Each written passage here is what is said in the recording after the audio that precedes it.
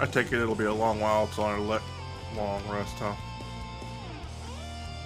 Well, it depends on the choices you make, but one can assume it will be a bit. Oh well. How many hours did it take to get from Queen Gab to the underground temple? Well, first off, you don't know where Queen Gab is. You don't know who Queen Gab is. And honestly, you don't know if there is a Queen Gab. It was a good, what did I say, 8-hour journey to get from Queen Mab's. Mabs. to I meant the Mab. temple.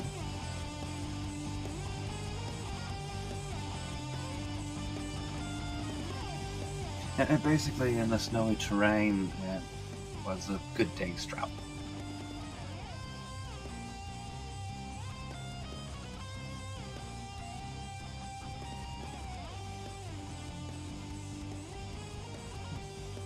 Good day, travel. Well, now. Let me rephrase. If you had not been led directly by Ice, the head of Mab's Great Hunt, and showing you all the correct paths, the smoothest way to go, it would have been a full day's travel with him that took only 8 hours. Okay. Yay. Then darn. I'll be a bit before I can change my spells up then. Well, I mean, nothing's technically stopping you from sitting down in the middle of that hallway and taking a long rest. You're sitting right there in the near-frozen pile of briny, rancid water that was left behind by the oozes and everything. Alright. Technically, you can try taking a long rest in the middle of a fight with the orcs. Rich Old Neko, thank you so much for that resubscription. Alright, I'll fall asleep in the middle of a fight with orcs. This is too easy, guys. Character choices that are probably made. Starting to begin with a severe case of narcolepsy. Roll for pass out. Nah.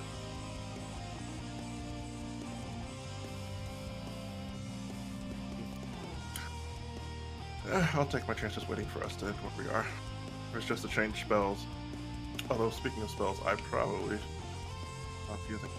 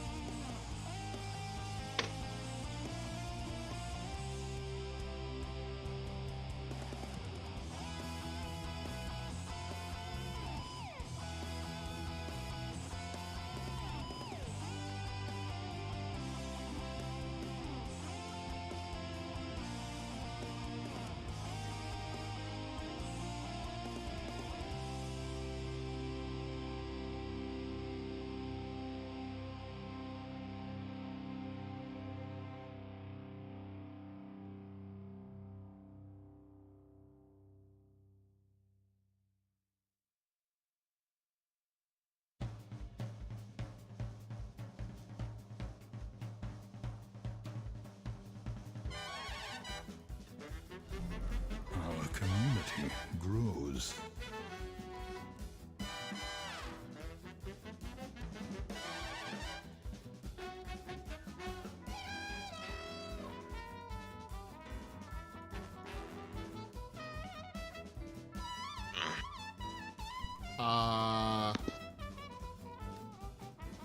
So I added some tracks from Cuphead to this playlist that I play at the beginning of the streams.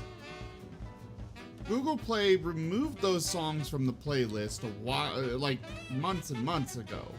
I had them for like a week and then they were gone. And now they're randomly back in there.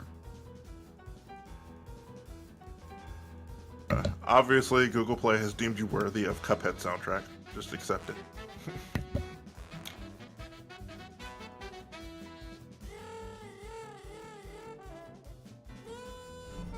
An earnest disciple.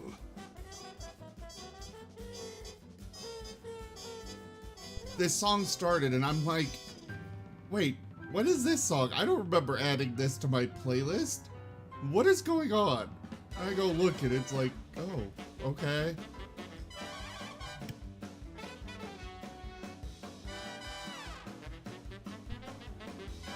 Dry and Ben Ross, thank you so much for those follows. Welcome to our little tribe here. We shall begin momentarily. I need to get Cuphead and play it, honestly. No, you are denied. You don't control how I spend my money.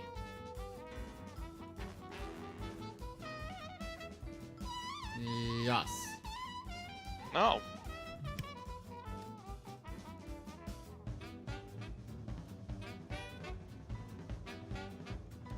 Turlex, buy me a cheeseburger. Sure. Cool.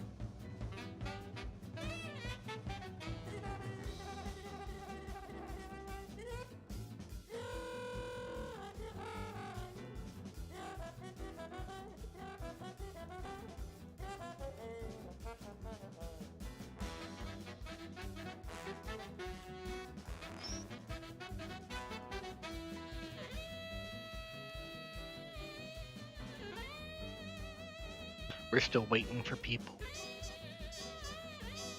No, we're not. Oh. Yeah, it's time to start now.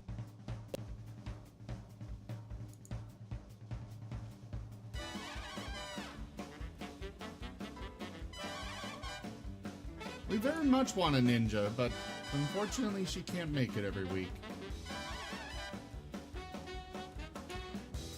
Alright everyone, hello and welcome to the stream. I am Razim, and this is Fists of Furry Dungeons and Dragons. I don't think we have anybody else doing the recap, so I'll do a very rough one. Last time we were in a dungeon, continuing the same one we've been doing for several weeks, and well, not a whole lot happened. We faced some spiders. We burned their nest. We caused mass genocide of the spiders. There were about 2,000 or so little eggs in there waiting to hatch, and you murdered them all. Do you feel good about yourselves now, having caused the genocide of an entire spiders. species? Considering Yeah, there's They were the spiders, last yes. of their kind, sheltering there from the ravages of a cruel, cruel world. How do you No, know they were there's the more last of of them their around. kind? because I'm the Game Considering Master. they're spiders. But no, really, they're everywhere, honestly. They're pests. Okay. But yeah, we did mass genocide. Considering all of those eggs hatch like hundreds of spiders each, we probably killed at least like 2 million spiders there. We killed? More like I killed. Speaking you of, really how want much to claim experience that? do we get for that? I I'm could okay give you with the one answer, each. but then I'd have to start taking it away because meta knowledge. I'm okay with 1 experience each. Well, that's actually less than the encounter was worth, so sure. I mean, for I 2 get all that million? XP? Cool. I didn't say 2 million, I said 2,000. And then it wasn't actually 2,000, it was closer to 250 odd. So, Oh, 56 experience for the entire encounter, adjusting numbers now. no, See, that was for the babies, for the eggs, Yes. and each individual No, baby it was all inside part the of the same eggs. encounter. No, you're right. At the adults count, I will give you 5 experience for each of them because they're so much bigger. So, add another 30 onto that, we're looking at 86 experience for the entire thing. Eh. Yay, murder points. I mean, experience. Anyways, we also encountered. Sorry, Azeroth went and pissed off some slimes that nearly got a couple of us. It was And then I all zapped the Azeroth's slime fault. and nearly got a couple of you. Yes, you did. Oh yeah, Saw there at was friendly 29 fire. hit point. A lot of friendly fire. We would not have been. That's okay. Some of us would not be alive anymore if not for viewers' generous contribution. Damn them. Thank I mean, you. yay, viewers supporting the stream. We know you hate it.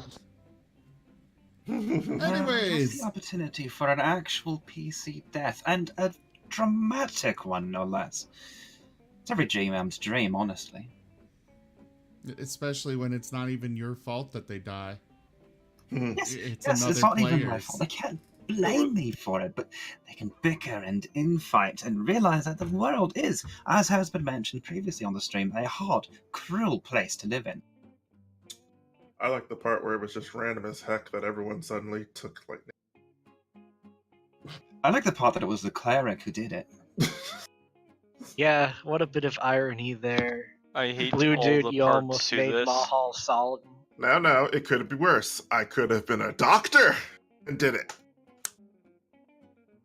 If it makes you feel better, in my Wednesday group this week, my warmongering captain of a mercenary company, Ranger, talked his way out of a fight with a good 200 guardsmen. It would have been a massacre on our side towards them, but morals and conundrums.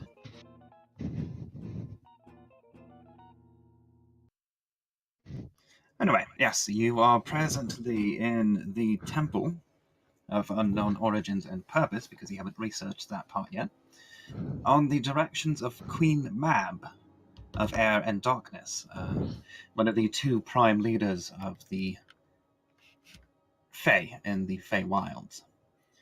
She rules the Land of Winter, where you currently are. The group is trying to make their way to a shortcut that would get them back to Moormaster much more quickly than an overland journey. Through doing this, they hope to earn Queen Mab's favor and be given direct, easy access to it. Yay. Turlex, As a change your icon. reminder, you have found 2 gems that you noted fit easily into slots in a large ornate door at the far eastern end of the temple. One of 3 slots. You presume, last I heard your discussion, that these are required to unlock the door and acquire the relic you were sent to return to Queen Mab. Any questions, concerns, or comments ere we begin this evening? I am concerned that Turlex has still not updated his icon, which makes me think he's still playing a game that he should not be playing. Well, According to one, you Discord, can he is clearly not. see on Steam and Discord that I'm not playing any. Actually, I can't Dude. because my Steam is constantly offline, and I can't touch Discord because my computer is dying. Computer death. I'm not playing anything. Concern. Wait a second. Didn't one of you say there was a trap healing, ketchup healing spell? Or maybe I'm just misremembering. Ready to say that again? I remember someone saying there was a cantrip healing spell, unless I No. was mistaken. There is not. Oh, There is Spare I- the Dying, which just makes it so that Yes. if we're down and unconscious, we won't actually die. There are 3 ways to not die when you're down and bleeding and unconscious. The first is to make your death saving throws. You need to make 3 saving throws, DC 10 con, I believe, before you make or fail 3. And then if you make the 3, you're stable and just unconscious. There is having a friend help you with the healer's kit. Preferably, they can do it without, I think, to stabilize you as an action. Or the cantrip can be used to just boom, immediately restore you to stability. okay. Actually, Oh. any magical healing will do that, I should mention. Okay. Oh, yeah. Continue. Although, guys, I do think a rest may be in order if you wish for me to continue any sort of spell casting. I will remind you that Queen Mab set a bit of a deadline on returning. She said that she could not guarantee full payment if you did not return within the full turn of the day. A short rest is what, 30 minutes now? An hour. Oh, just an hour. Okay. Well, technically an hour. I would allow less if you're not doing anything overly ambitious, if you will, during the rest. I think that would strain you. Mm-hmm. Yeah, just I only have my 4th level spell and maybe 2 level 1 spells, and that's it. Oh, I have a level 2 spell available. Huh. But yeah, don't expect anything. Don't expect anything special or healing. That's fine. You should all still have some hit dice left that you can use on a short rest to heal yourselves, but that is a limited resource. So, are you taking a short rest? Short rest doesn't get back. So, Not unless you're a warlock. God darn it. Why I mean, sure, I'll take one. believe it? Yeah, I'm in a good spot. I don't need it.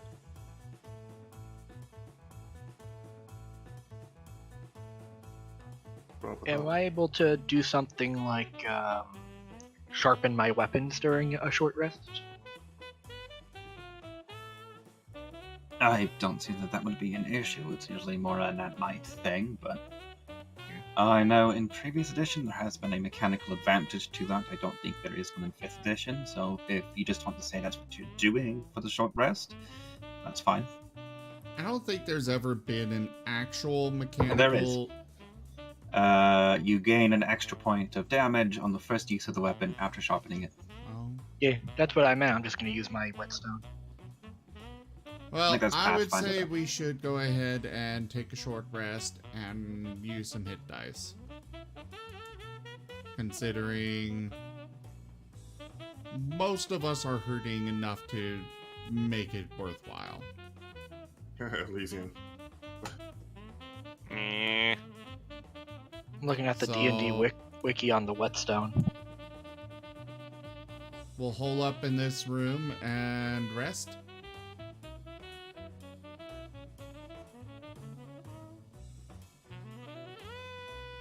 I need people to talk.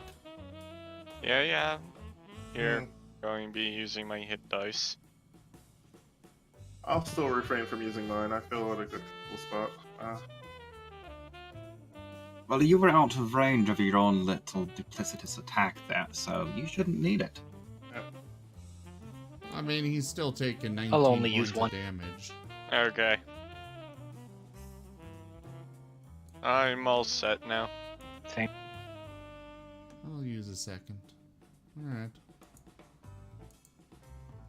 I'm good. Okay, is anyone taking any particular activities during this rest, or aside Yeah, from the sharpening of the weapons? Actually, let me check something real quick.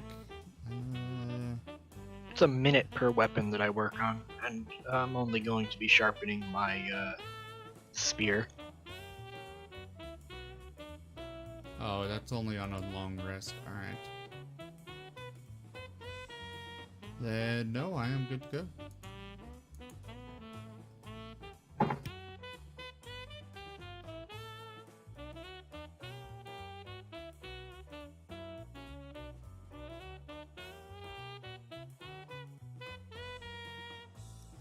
Okay, as you get ready to leave, go ahead and give me perception checks. Everyone? Well, you don't have to. I'm requesting them.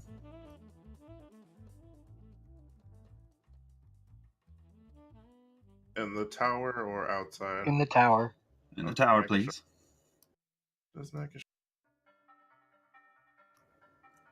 Okay, you are all getting ready to go. You regather your gear together, and having experienced this in the past already, most of you are perceptive. For some reason, Azeroth, you're a little distracted. Maybe with all of the, I don't know, damage you caused your friends recently, the hot, the ache, the pain. But your coin purses, again, feel just a little bit lighter.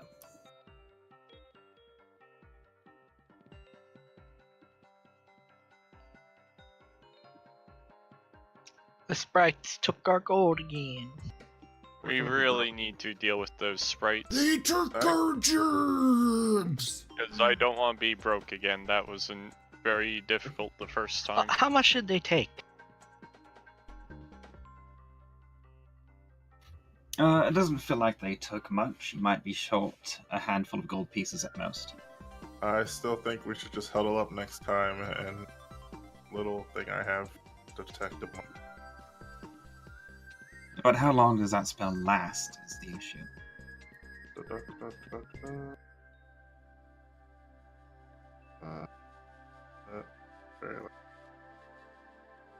Believe. Concentration up to a minute. Yep, exactly. Oh, what does detect magic last longer?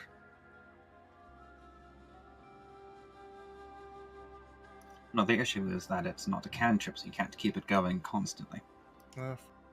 That's also. Also, you couldn't short rest while constantly casting a cantrip over and over and over again. As a slight note. Let's also tie our gold bags extra tight. Sounds like a plan. Yeah, okay. That's at least some preventive. Heck, even sew them shut.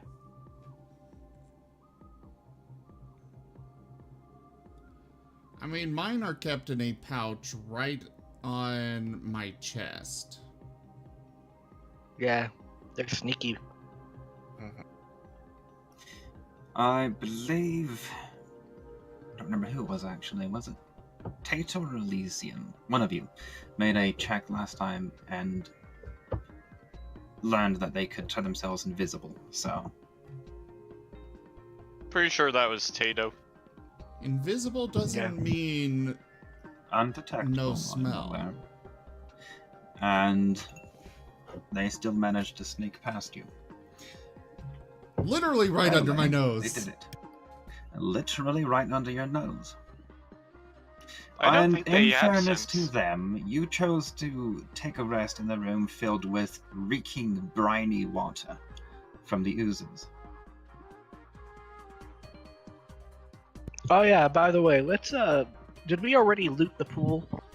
You Yeah. did. There was a significant amount of coinage in there. It has And they already just- been divided amongst you. And they took a handful of it from each of us, so I feel like we didn't. Whatever. It's not that big a deal, but let's just tie our packs extra tight. I still feel if we find out where they are, we'll be able to get a lot richer. Well, and part of the discovery that you've lost some money is finding that those ties are a bit loose. Maybe one of your coin purses falls off as you get up.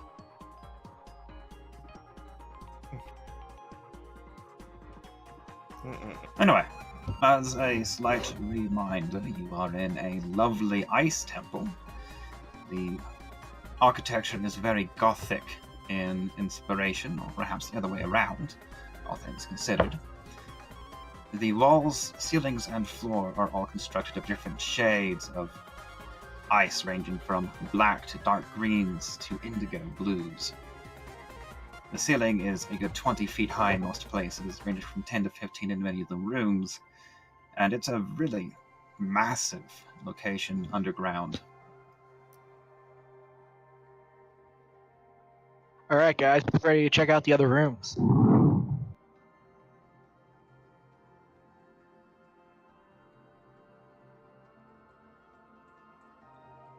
Okay then. I believe we should continue onwards. This is a hallway, correct? There's a hallway, and, well, this one actually has a door on it, sorry. Go to open the door.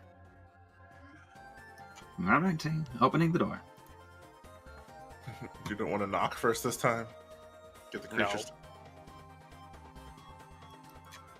Why don't we just make you open all the doors then? There is a philosophy that having the paladin open all of the doors when you have a rogue who can't roll well to spot traps works much better.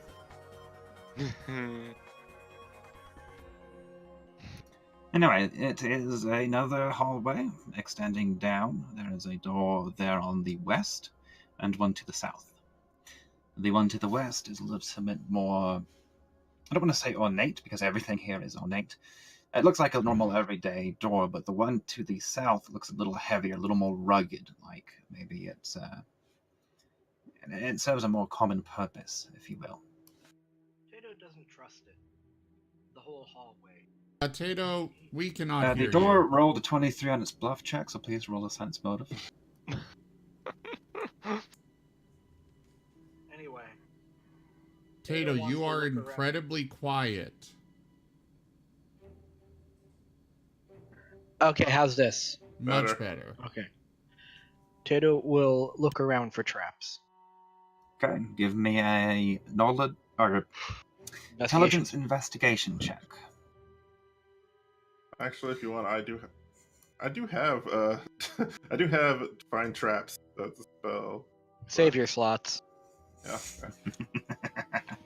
Yes, use up your slots. There is nothing left in this dungeon to fight you. You can use up all of your slots. Tato, so far as you're aware, and you're a hunter, so you're pretty adept at finding these things. It doesn't look like there's any traps here that would present a problem. Awesome. Elysian goes to open that door first. Alrighty. The door opened a little creakily like most of them here, but it seems like it was on better hinges than many of those you have dealt with. Inside, you find a room that has the crumbling remains of what was clearly a desk. The tattered remnants of papers, parchments, and other forms of writing material litter the area around the desk. Similarly, a collapsed shelf along that western wall looks like it held other papers, parchments, scrolls, etc.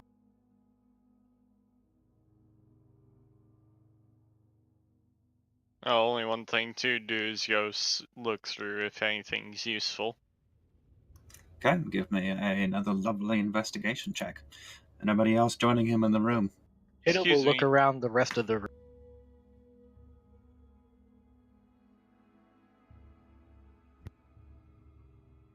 Tim is Okay, going you to both- stand back a little bit. He's going to look over the room, but he's going to stay in the hallway after, previous experiences. Alrighty. Let it spring out. Elysian in and him. Tato, you are very thorough in your sorts of the room. You are both adept at this. Tato, you're a monster hunter. You're used to going to the wild ruins, etc. Your Yama trained you in this. Elysian, you're a treasure hunter. You know how to handle these crumbling papers properly. And most of it is illegible. You don't speak whatever language they're written in, but a few are in the common tongue. And they look to be supply reports and manifests. Just X amount of this shipped here. so money stored this season. It looks like this was some sort of clerical office. I'd like to touch around the walls. Okay. You are a seal, and for a customer they ought to climb. I'm not going to make your hands stick to it and leave skin behind, but if you want to give me an investigation check looking for hidden doors, that's fine. Hidden doors, compartments. You carefully feel along the wall as Elysium's reading through these papers. Anytime there's a crack or cranny, you probe at it, and you're quite confident there is nothing hidden here. No. That said, as you're touching the wall, it is, aside from what appear to be decorative inlays, all of a piece. There are no building blocks, there's no obvious construction, there is no wear from the passage of time. This wall is pristine, even though everything around it is rotting.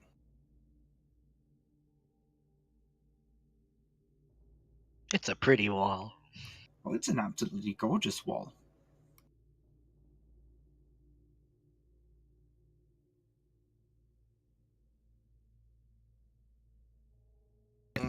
So, you So- guys find anything in there?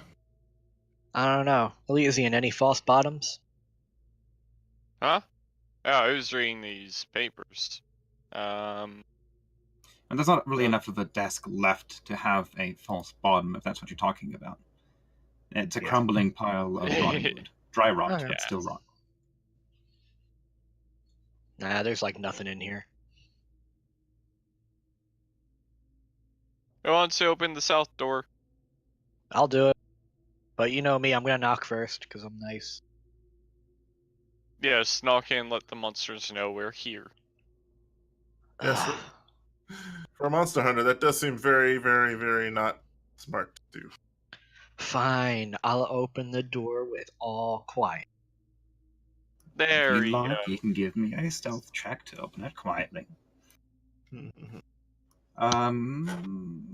No, it's still enough movement that your armor could clank.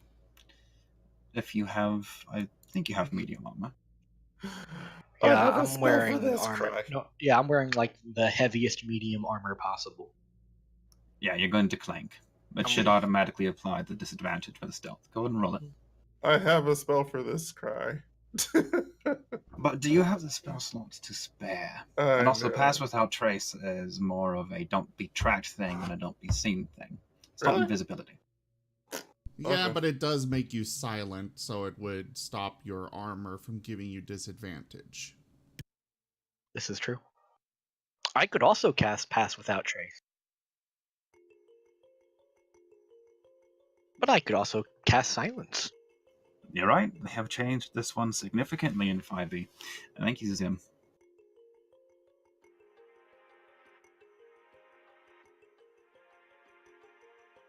It does not negate the disadvantage, but it does give a +10. Okay, Taito, you move up to the door and carefully lean against it, slowly opening it. It does open inward towards the room. As you do, though, it scrapes along something along the floor, and there's a long grating sound, and you notice a piece of wood that was caught under it, disintegrating as you open the door the rest of the way.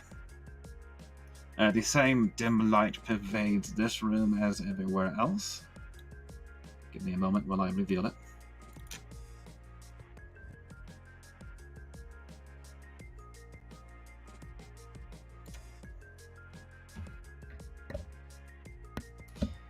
The room is filled with the remnants of what are, to your experienced eyes, obviously weapon racks, armor stands.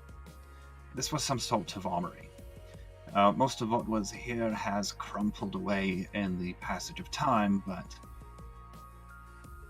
it's all a jumble and pile, so you can't say for certain.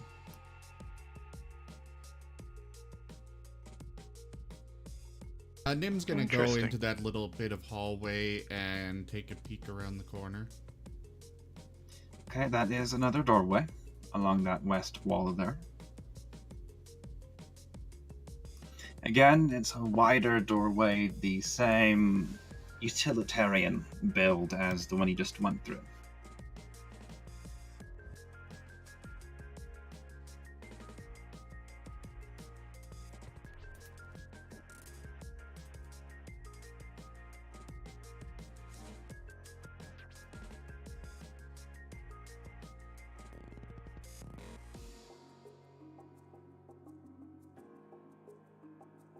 Tato will look through the piles of rusted weaponry. Maybe there's something good in there. None of it's really rusted. Tarnished, maybe. Rotting in some cases, but give me an investigation check. Elysian's also going to investigate the room itself for anything that seems out of place. He has a bad feeling about this room. I'll also aid in the investigation. Just Okay. If you take your time going through the armor with that roll in particular, most of it, as has mentioned, like the leather armors, those are stiff with age and pretty much unusable. But a lot of the metal pieces, caps, helms, swords, etc., with a little bit of work could be polished up and made usable. Nothing seems to be magical or otherwise overly special, but every item here is a masterpiece. Elegant curves that flow into spikes. Just probably some of the most gorgeous armor you've ever seen.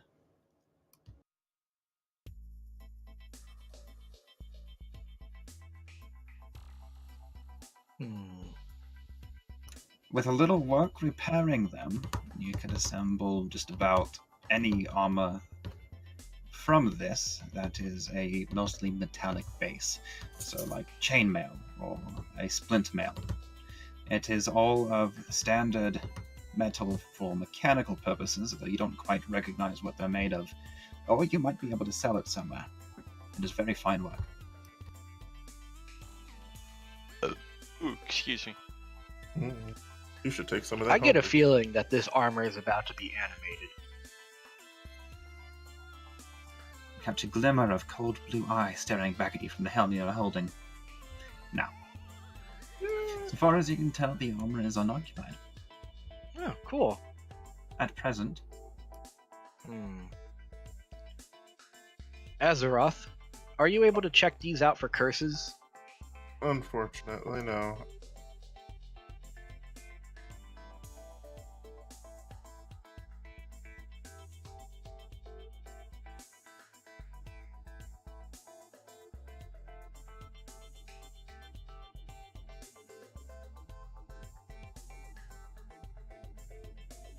Alright.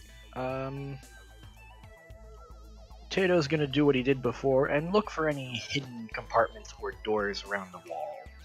Okay, go and give me another investigation check. Now that said, Nim, as you are watching around that corner, keeping an eye and nose open for trouble, you actually catch a bit of movement as a small foam flits from one of the old armor chest pieces and zooms out towards the hallway. The one so past me. It's going past you. I would like to try and snap at it. Take an attack of opportunity.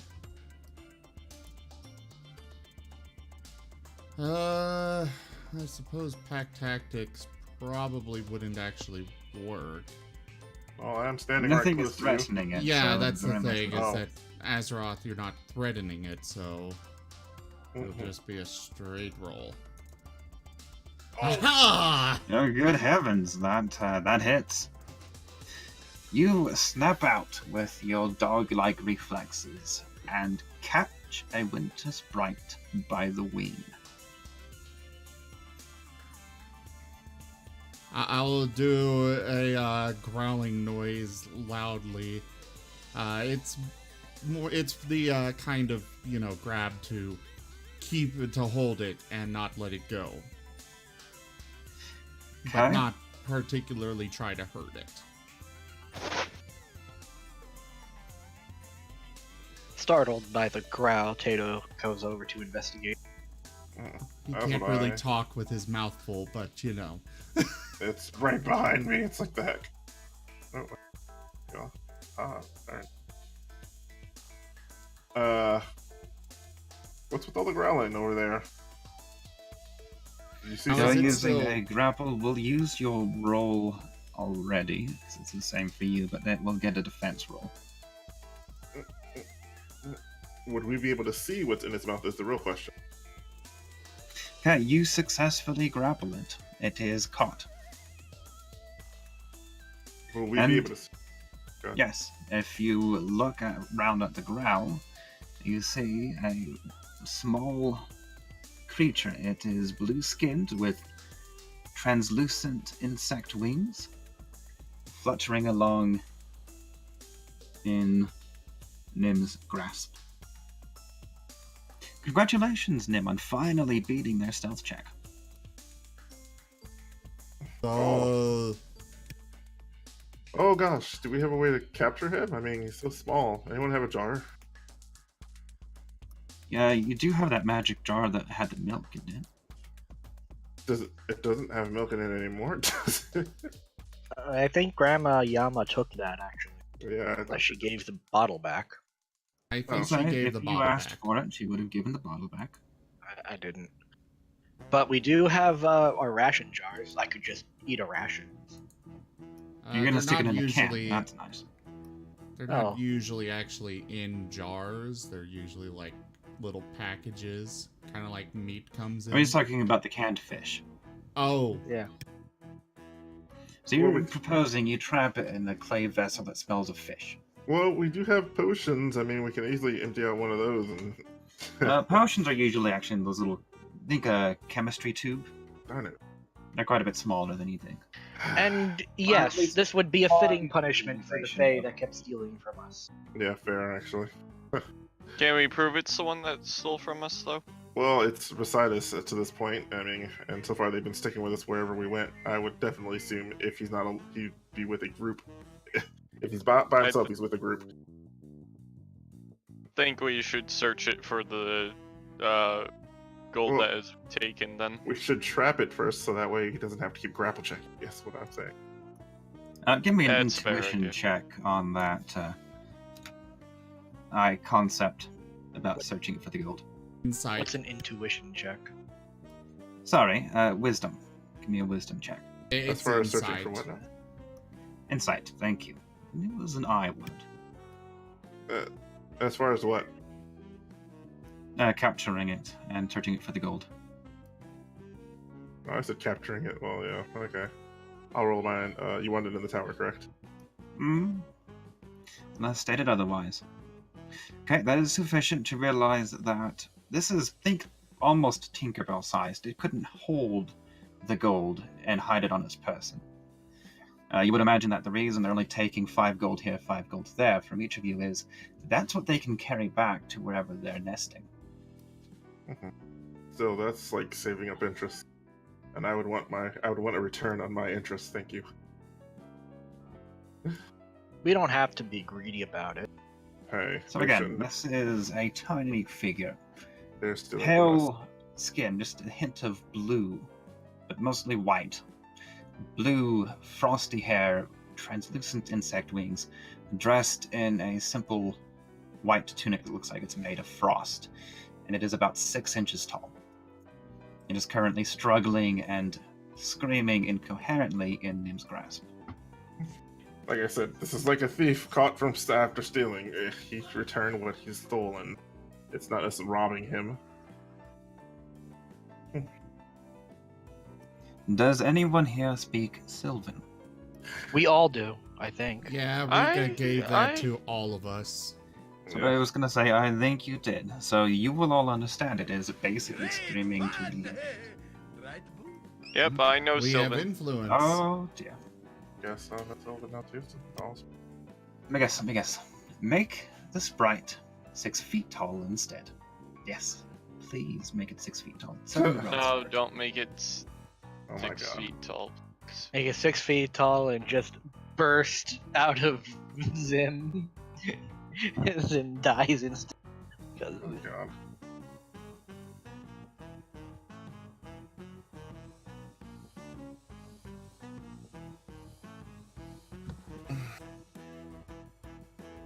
Sorry, trying to get my program to work that I normally see influence with.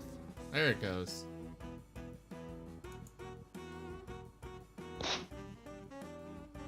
Ooh, a lot of them got in the middle.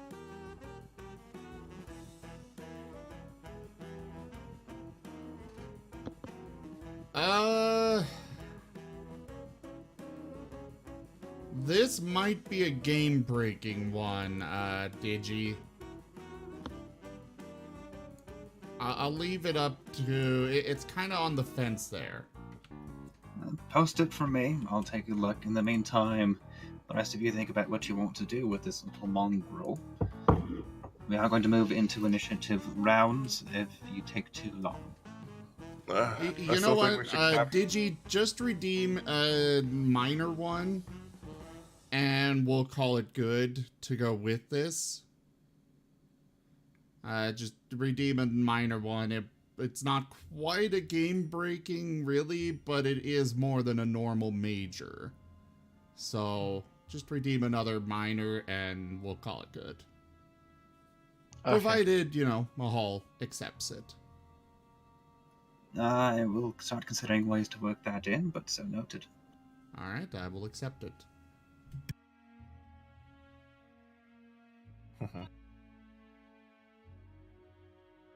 Okay, then I still suggest that we would at least find a way to contain it. Alright, well, first Tato will try to grab it and take it out of Nim's mouth. Please Okay, don't go bite ahead him. and roll your own grapple check. I will give you advantage on the roll. It's basically a strength check. Oh, good thing you are strong. Yeah, but how often has Tato made strength checks? Fair. But hey, he has a lot more strength than me. I only have 13. God damn it, Tato. Okay, one moment. For some reason it closed its sheet. Maybe I should make the strength roll, Tato. Too late. I know. Nim would... I would like to say that Nim would not let go of it until he is 100% certain that Tato's got it. Because he is pissed with these things. I'm glad I'm not the only one. Okay, thing is, it was a very close roll, so Nim, go ahead and give me a dexterity save. Oh.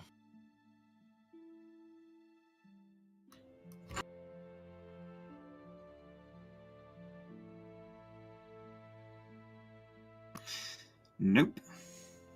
So Tato, you go to grab the sprite, and you get a good grip on it, right around its minuscule body.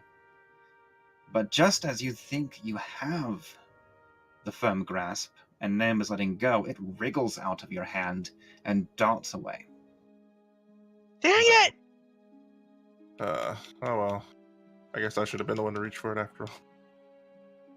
But you have really big hands. Then again, so do I. Maybe you should have let me do that. Maybe. Oh. Okay, too any late. immediate reactions from people? Elysian goes to tackle it and grab it. Well, it didn't really move. Well, you were all up there, but it's moving the other direction, so... And it's up near the ceiling already. You don't really have an opportunity to. It's too crowded in that hallway. Oh. And no one has any spells or traps that can catch ice. Okay, it darts away down the hall towards the main room. Oh.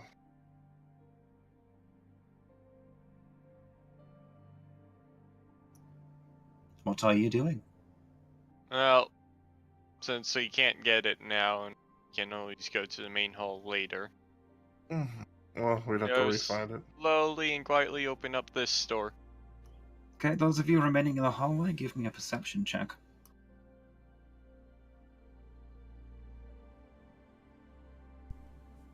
Wait, which door are you opening now? Oh, to open the side door. Nim will have moved here, but...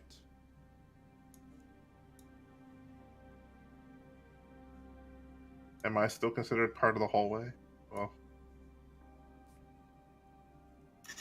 Okay, you're all still paying attention. Elysian, you were over by the door, so you don't really have an opportunity for this. And you hear strident little screams and the buzzing of wings as an entire swarm of little sprites come charging at you down the hallway, and they are pissed. Okay, I'm sorry. Silver may not have noticed.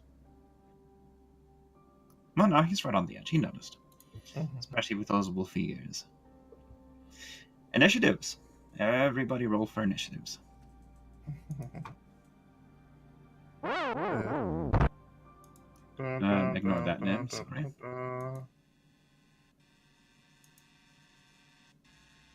Oh, fuck.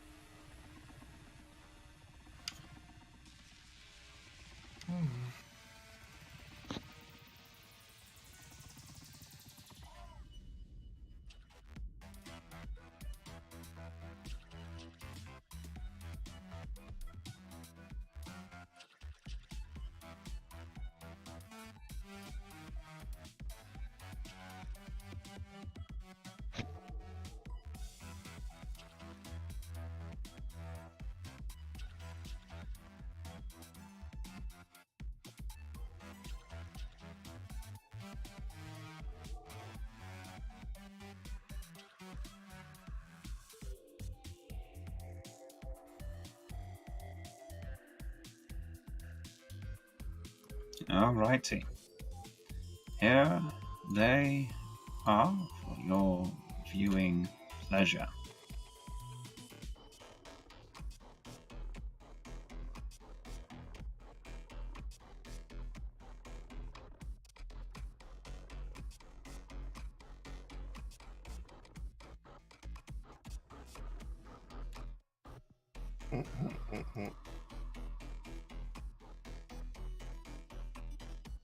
Darn, they all rolled so well. It's okay, they actually spent their first round getting into position, so they aren't going to get a surprise attack or anything.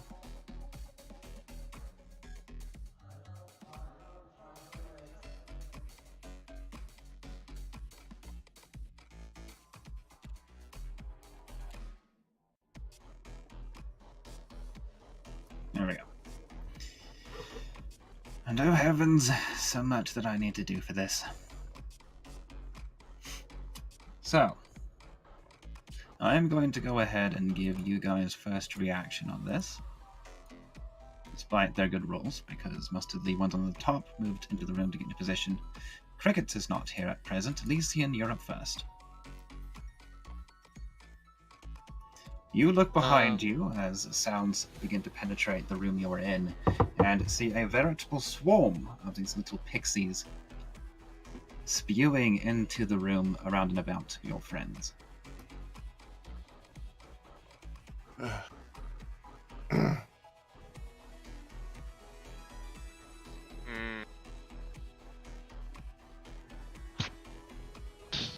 Let's see, what do I have here? Not much against many people, so I just guess the best thing is to start attacking. Okay, they are screaming at the top of their tiny little lungs. Variations along kill the intruders and Oh yeah, no, then they're similar done. such. What? They We're are not very hostile. intruding. Okay, that is a hit Hold- against hold- Winter hold on, Sprite 8. hold on. 1 second. Well, I can't remove the bonus off that, so just ignore +7.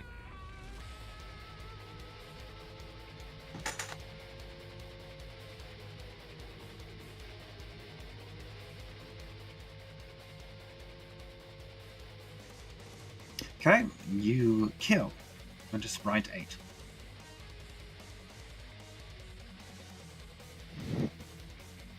Winter Sprite 26 when I figure out where the hell he is. Mhm. There are so many of them.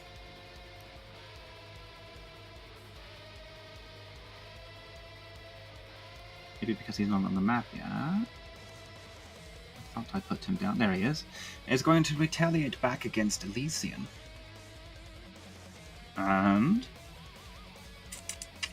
he swings at you with this tiny little icicle dagger thing and scores a grazing slash along the side of your face. You, my friend, need to make this Constitution saving throw, and I am dragging onto your character now. You feel a sharp sort of snap of cold as the tiny little knife grazes against your skin, but it doesn't seem to take hold fully. Winter Sprite 8 is gone. Move it. Winter Sprite 5 moves to attack Silver because he is the closest thing. Slashing with that teensy little... Zim, could you get me a melee crit card, please?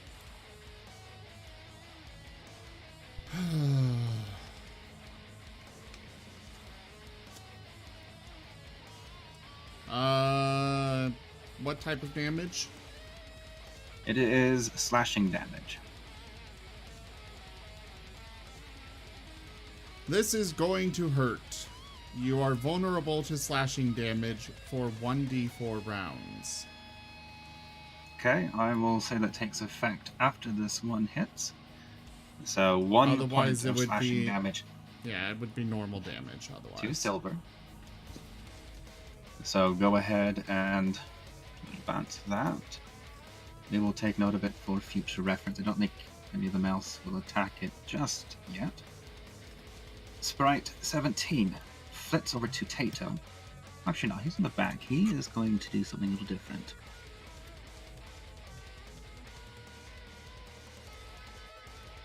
The little sprite in the back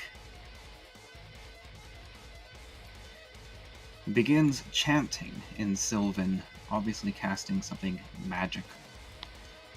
And a flurry of snowballs erupts from just over Azeroth's head, hitting all 4 of you there. I am applying a reflex saving throw to each of you there. Zim, I believe your aura takes effect, no? Everybody For a within dexterity 10 save. feet of me, yeah. Alright, I will note it. Is a reflex a dex saving? Yeah, so reflex is a dex. Unfortunately, Silver is the only And- one who fails that with the bonus from Okay, so Nim. the way it works is I've got a +4, or no, +3 to everybody's check. It doesn't matter what the saving throw is for, it's just they have that bonus. I also have Aura of Warding, which means that everybody within 10 feet of me have resistance to damage from spells. Alrighty. Nice. I don't know if I can I apply also- this automatically, so you will all basically have the reduced damage. I also have So something, Tato, though. okay, please explain while I work on this. Okay, well, it's the Shield Mastery feat. It specifies if I'm subjugated to an effect that allows me to take a dexterity saving throw to take only half damage. And I can use my reaction to take no damage if I succeed on the saving throw. Okay, you may do so. Do you choose to take this effect? Don't see about a limit on it, though. That's the only thing I'm making No, but sure. the limit is the reaction. You basically don't get an attack of opportunity or any other reaction type move during that turn. Okay. A reaction is like a bonus action that you use off turn. Okay, so it doesn't affect my bonus actions either. No. Okay, then It that'll affects reactions specifically. work. Nim, you take 6 points of cold damage. But I was gonna go ahead Is that and... after my half? That is after your half. Okay. Did you already apply it? I already applied it. Okay. Azeroth, you avoid. Thanks to your bonus, Silver only takes the half damage as well. He also takes 6 points of cold. It would be a quarter for those that succeeded on their save. I just looked it up. And if I succeeded Okay. on my save, then I I technically will took no damage. remove 3 points of, 3 points of damage from you. Azeroth, you didn't take any to begin with. Tato, I'm removing 3 damage as well. Okay. Yeet. Okay, that is Oh, wait. Sprite. And now Tato's got extra resistance to it. Yeah, Um, Tato's sapphire in his armor starts to glow. His ice resistance goes up. yeah, resistances don't stack, but you're not wrong. Silver, it is your turn. When I say resistance, I mean it's like actually up to -5 damage resistance to cold. Silver's Minimum of 1. going to bite at Winter Sprite 12. Would he have pack tactics with Nim? Winter Sprite's in the middle there. I'm going to say yes, just because he's on that halfway mark. Alright.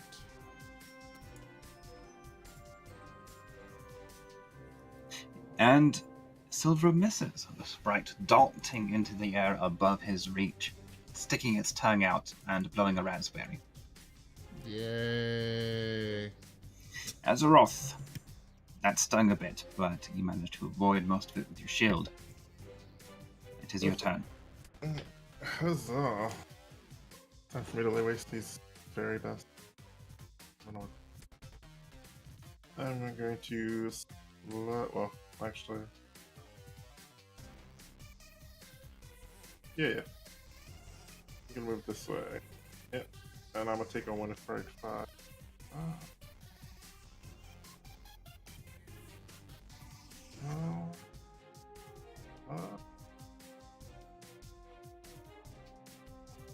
There you go. On the sprite. Oh, That is damn. a fumble, my friend. Yes, it is. Oh man. I fail. Melee bludgeoning. Let me get that. You drop... Excuse me. Let me get that. Weapon and must spend a bonus action to pick it up again. You technically still have your bonus action this round if you wish to do so. I pick it up again. Oh, I guess I pick up my weapon.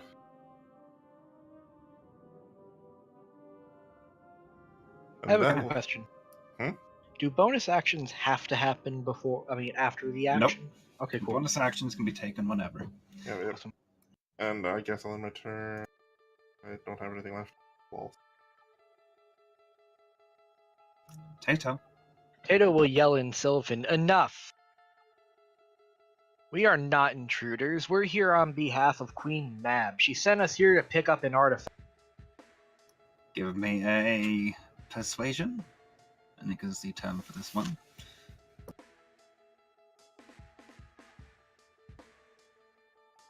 Unless you're trying to intimidate. Very different results. Okay, let me add some more to this then. If you aren't invited here, then aren't you intruding on her territory?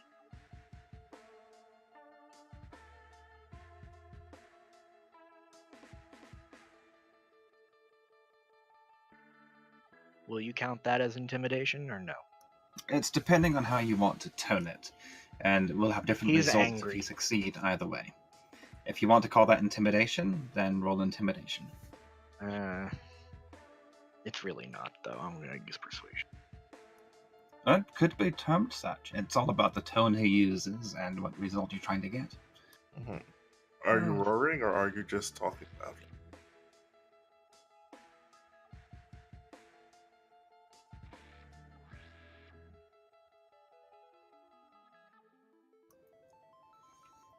Okay. The sprites seem to be taken aback by the strength of your voice and your tone. The words you use, they flinch visibly at Mab's name, and they draw back slightly. Mechanically, they will have disadvantage on their attacks until your next turn. Look, I'll even cast Zone of Truth on myself. Ask any question you want about But- why we're here. Let me finish. Okay, fine. They are still hostile towards you and still jittering angrily.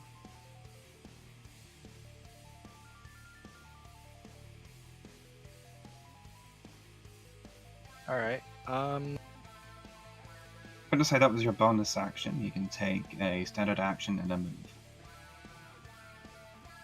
In a gesture of good faith, Tato will put away his spear and cast Zone of Truth. And then say, we are not here to harm you or this temple. We're just looking for an artifact that Queen Mab sent us to get.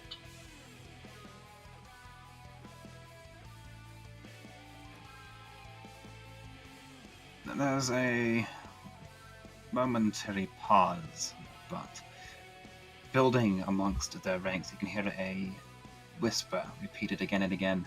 Thieves, thieves, thieves, thieves. You're the ones who've been stealing from us. That's as much Straight as I'm out of going our to let pockets. you talk this round, so That's fine. advance your turn if you don't have anything else to do. If you would like, you can finish that turn actually with an insight check. Okay, I will.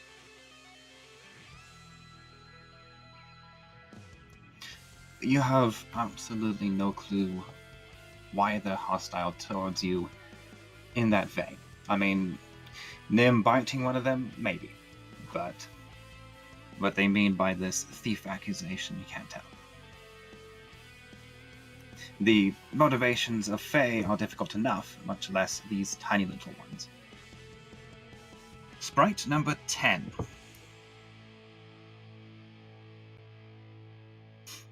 Is there at the back of the crowd. So many decisions to make.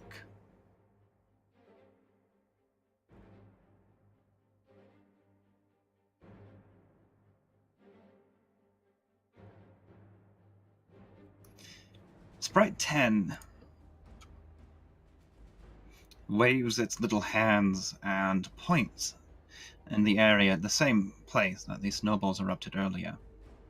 And a stream of freezing water and snow shoots in that direction, and a 20-foot radius along that outer rim, so about here, that let me draw, and any of you can see that, is now difficult terrain. It is frozen and slick.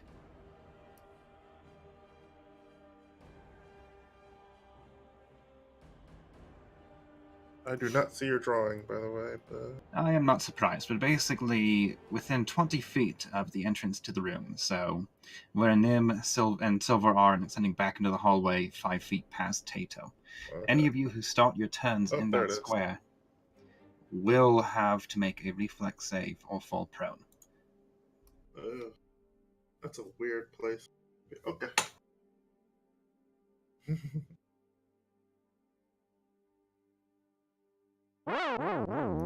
It is Nim Otar's turn. If you wait a moment for me to pull that action back.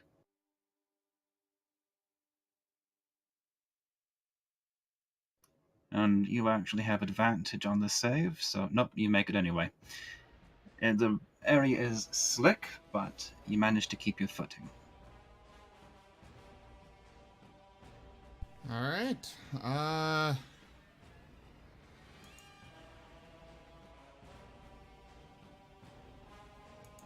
Let me take a look here.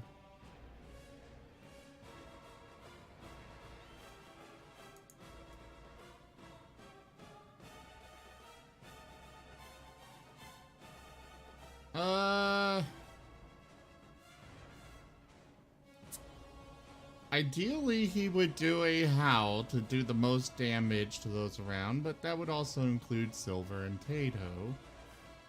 Go ahead. Well, Silver would.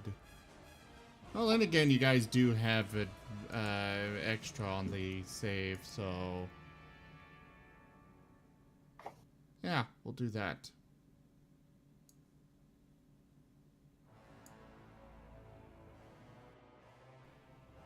Did they succeed? I will need you to roll on them. The first one succeeds. The second one fails. The third one... No, Tato fails. That's fine. Although with your bonus, that should be a success. Okay, so Silver was a should success. succeed with your bonus as well. Not as fruitful as I hoped, but there you go. At least I didn't actually hurt any of our allies. You're not wrong. Okay, and that is actually enough to knock Winter Sprite 7 unconscious.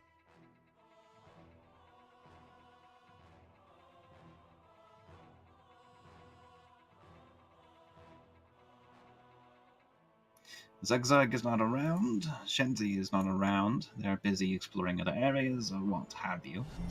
A Top of the wise new decision. round, Winter Sprite 14, thank you for the follow, will advance to Tato and swing at him with its little icicle blade. But unlike the others, it appears to be carrying a larger knife.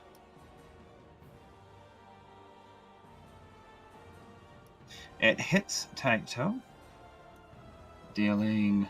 Oops.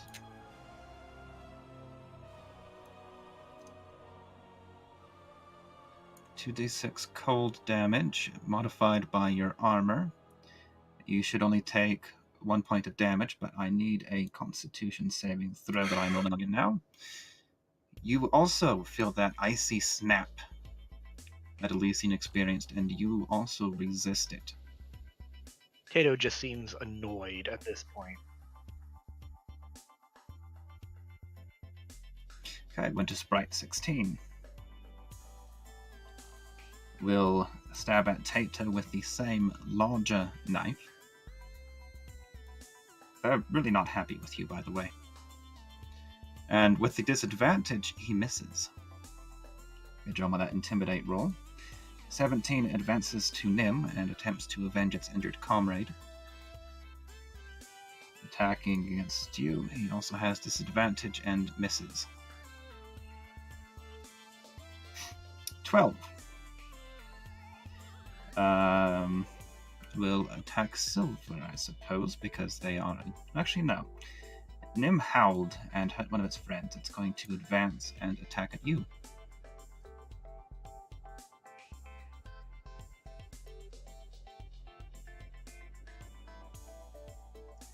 And misses with your armor there, glancing off your carefully selected protection. 15 is the last to act for this stage, and will swing at Azeroth with its tiny little blade. Not expanded like the others. With the disadvantage that negated a crit, you should be happy, but it still hits. Mhm. Azeroth, you take 1 point of slashing damage. And pass the Constitution saving throw, feeling that cold snap, but nothing takes hold. Crickets is gone, so Elysian. There are still Yes. plenty of small fluttering bodies around you, and they are still attacking. Wait, how does Cricket And have they're an still roll? going to die. How does Cricket have an initiation roll? With not Because here? I didn't get around to the clearing properly before you guys started rolling. Ooh, that's a nat 20 on my That offhand. is definitely a crit on your offhand. The first one misses, the second hits. Go ahead and ask Zim for a crit card. Please give crit card. I don't know. Do you deserve it? Absolutely not. But pull it anyway. I want to Well, you get did roll a an 20, opinion on that is this. technically the criteria. He has fulfilled the maximum criteria. Alright, I suppose. Follow up. Maximum damage, and you may make another attack with disadvantage. It's the same target. Okay, Elysium, take an attack with disadvantage. With Max the damage same, with your... with the dagger. Yes, with the dagger should just be a full 6 damage because you don't get... Oh no, do you have the advanced dual wielding feat? No, not yet. I It would need be to then get it's 4 this. damage. A flat 6 damage. It would be 4. Yeah, 4? it's a You're right. 1d4. I'm making short sword. So 14. That is a... Well, you got a 21 total. 14 would have been a miss. 21 is a hit. So is 14 hit or miss? Sorry. No, you didn't get 14. You rolled 14 and dropped to 15. 21 Oh. hits. Yes, but this is offhand, so it doesn't get the +7. It hit! It should still have the attack bonus, shouldn't it? I thought that offhand. Offhand wasn't. doesn't get the attribute bonus on damage. Yeah. Offhand still gets the attack bonus, just not the damage bonus. Oh, okay. Unless your That was name is attack Tato. bonus for some reason. Oh, yep, unless you have the advanced 2-weapon fighting feat. Okay. You deal enough damage to Sprite 26 with those 2 hits that it is looking very, very unhappy. It might Oh, even be maybe said, in try fact, that kill it is me and I dying, will kill down you. on the ground, bleeding its little blue blood, screaming in agony as its friends continue the fight around it. Not really, it's screaming at the top of its tiny little lungs. It's rolling on the ground. You cut deeply into it with that double slash.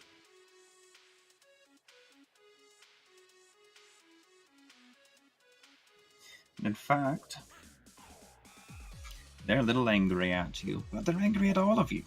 Winter Sprite 5 is going to attack at Azeroth with its tiny, tiny little dagger, and that is a hit. One more point of slashing and another con save that you make thanks to Nim's intervention. Winter Sprite 17 is back for more, and this time it will attack. I think it's going to go after, according to the dice, Nim. It swings at you with its tiny little icicle blade and swishes right over your little doggy ears. Complete mess on that, but not a fumble. Silver, it is your turn.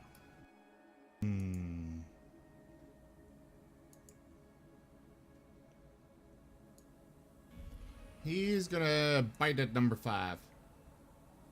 Bite chomp at number 5, that is a hit.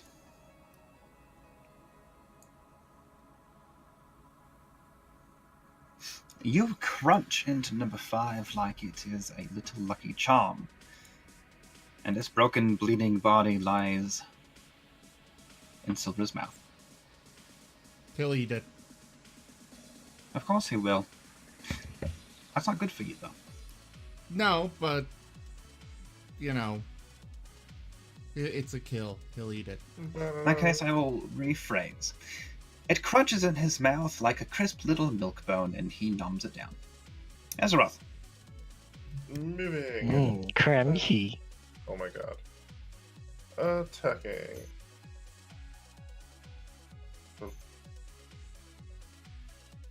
That is a solid hit.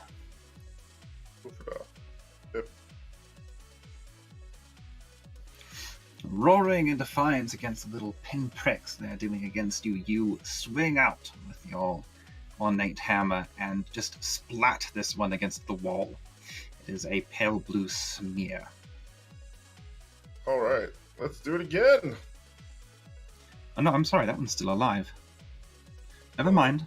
Well, I'll do it to the It next one. lies twitching and muttering angrily at you. Next one, with my bonus, I'll go again and use my second attack. Oh. Another solid hit, and don't even bother rolling damage, it is down. Oh. Okay. It had 1 hit point left, which is where the confusion lay. Oh, no. I rolled on Sprite 10. Oh! Crap. I just deleted him. Oh, no. Okay. I'll just We'll say it's pretend we on know it's him still there. and Okay. Well, yeah, I know where it is. Go ahead and roll on 10 then. Roll for damage. Oh, well. 10 looks very unhappy at you.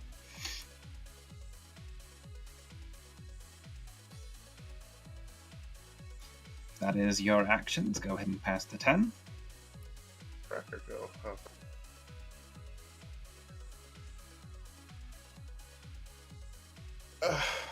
Ow.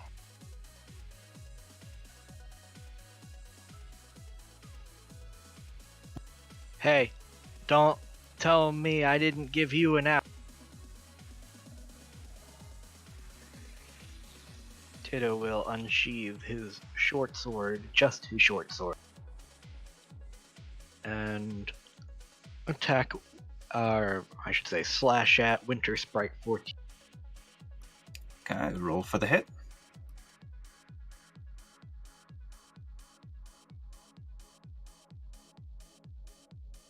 Oh, I'm having a little trouble with the box. Remember, you can roll it directly onto its icon on the map, Yeah, that's what I'm doing. but that is a miss. The That's sprite okay. ducks out of the way, waving its little hands in fright as you connect with the second hit.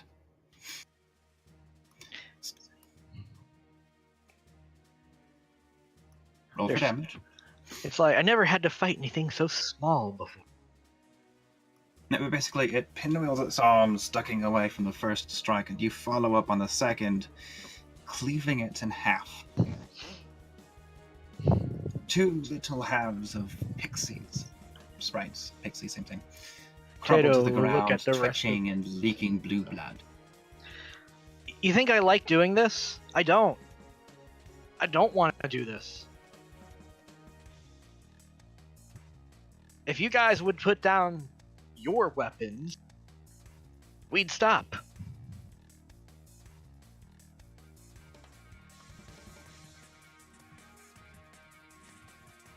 If you would like, you can give a persuasion check for that. I will.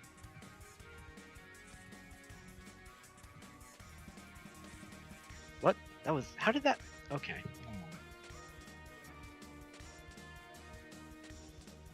Okay. You have made your plea. It is Winter Sprite 10's turn. And it looks at its brethren who are broken and bleeding and lying about crumpled on the ground. And it screams a shrill little cry of retreat, retreat. And as they all begin flitting away, you may each take an opportunity attack against an adjacent foe if you so desire. You do have 2 that you can hit.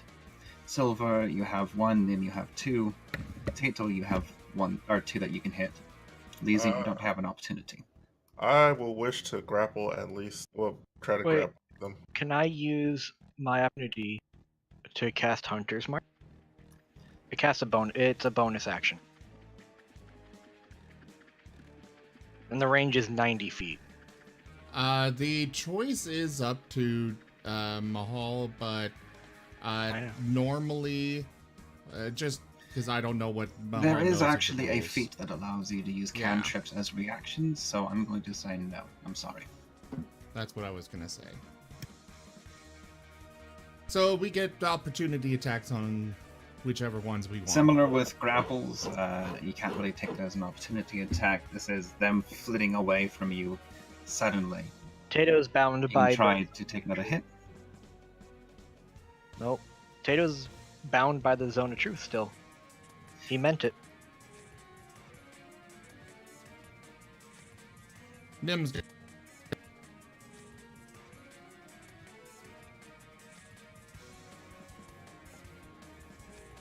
You cut off after Nim. He's going to bite one. Okay, that was a hit against Winter Sprite 12. Go ahead and roll for the damage. It crunches in your mouth, and it tastes a little bit like frozen blueberries, actually. I wanted to try to grab, or at least, try to grab and... Yeah, the grapple as an opportunity attack. Now, I've technically allowed it once. I will allow it. Would I be able to make it on both of them, or should I only get one? No, you only get one reaction around. Well, then I'll try it. What do I have to roll for it? Sorry. A wise decision. It's a strength check against its dexterity save. I can't Right. click on 10, so I might as well click on the other one. Well, 10 is the one that you can click on. The other one's gone, though. I mean... Oh yeah. Whatever. Do I roll it on him? Sorry. Yep. God damn it. Ooh. Drink. Check. Good.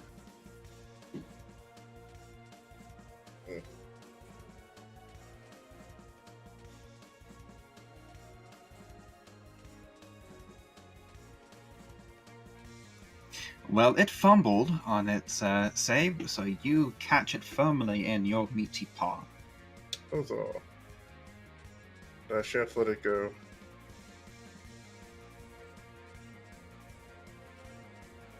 Okay, combat is effectively over. 3 of the sprites fled, you killed 5, and 1 is currently captured. Alright.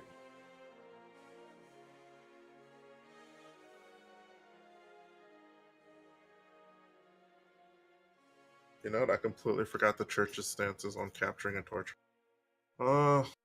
We don't need to torture her. I know, I'm just saying. If anything, you should heal her. In general. Diplomatic relationships start after a truce is ended. Nim is eating the one that he bit last. Like I said, frozen blueberries. Anyways. Nim, that's disgusting. Ugh. Aside But from they that, taste good. Otherwise, they're just gonna lay here on the ground and go to waste. anyways. Eat them. Well, it's too late. Yeah, he's already eaten half. And for this one, I would Nim, ask. leave it. For this one, I would ask, where have you been stealing and hoarding all the stuff you've stolen so far? Seeing as we all speak Sylvan. That will need either a persuasion or intimidate Ta-da. check. And it was a good guess, by the way. This one is female. and would Cool. Bit. As I figure out which it is. I am going straight for the intimidation check. Castle roll, correct? Yep. Check If you castle would, roll. I will make the save. Squirming and trying to free itself from your very strong grasp, the sprite looks at you as you speak and then just laughs uproariously. Ah, You don't scare it. it is not intimidated. I don't plan on letting it go still. It's like Tato. I can Azeroth, please heal her. I'm not letting her go still. That's fine. You don't have to let her go. It's a waste of what spells I can cast. So you. But it would be cruel.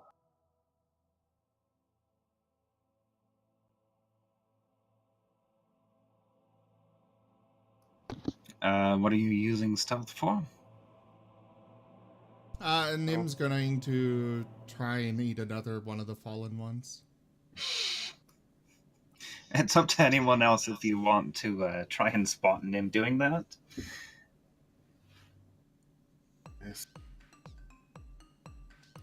Player versus player checks. Go ahead and roll in the open so you can see and judge on your own.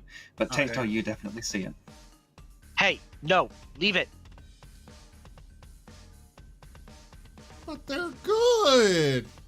Tato will lean down. Not in front of the prisoner. Now, as you Oh, crunch okay, into the second one, okay. by the way, Nick, you decide maybe the flavor is more like blue raspberry than blueberry, but it's kind of hard to tell. Maybe you should eat a third, just to be certain. You know what? At this rate, I'm just gonna use the little potion on it. I don't. A potion is a 1d8, right? I'm 1d. I don't know, 1d6. Should be 1d8 for a minor healing potion. Regular healing potion, whatever. Okay, I'm gonna use one of those. On it. Do you get her to drink it? Or is it like, do you pour it on her? There are actually arguments for healing potions being applicable topographically, meaning you can rub it into the wounds instead of drinking. But traditionally, it is considered that you drink the potion. Oh, she's getting a mouthful, and yeah. Okay, you fully heal Winter Sprite number 10. There. Need a spell for that. There, I healed her, but I'm not letting. Now, do you have Listen. anything to say? And Tato will say, listen, like I said before, we're Just a sec. As you finish giving that potion, give me a perception check as Roth and anybody watching the interrogation. If you have proficiency in Arcana, which I don't think any of you here do, give yourself advantage. Perception, you said? Perception, I said. Tato, you're too busy talking. You're not even really paying attention to her. But Azeroth, you noticed that she tried to cast a spell before being cut off by the potion. I was like, hey, this thing just tried to cast on us.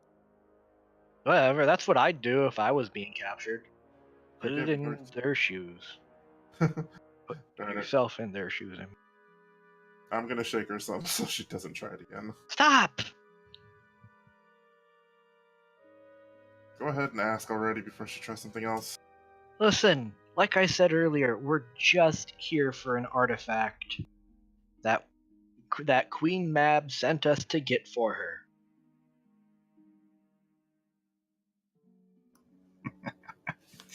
If you want to convince her of that, give me a persuasion check. Oops, that's perception. Yeah.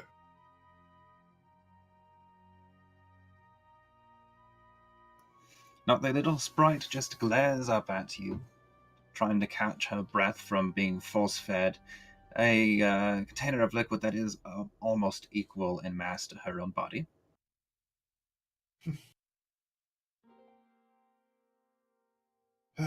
I don't think this one's going to talk. Unless, well, if you don't want to talk, and I guess I'll move over to words now. Tato casts Hunter's Mark on the sprite. Okay.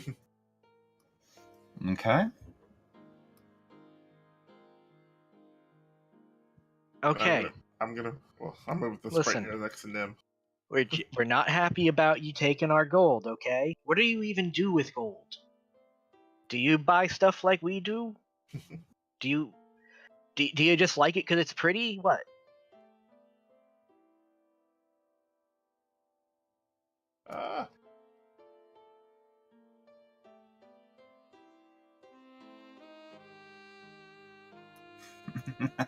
She is still struggling against Tato's grasp, but can't quite wiggle her way out. Your hands are big, and your grip is very firm.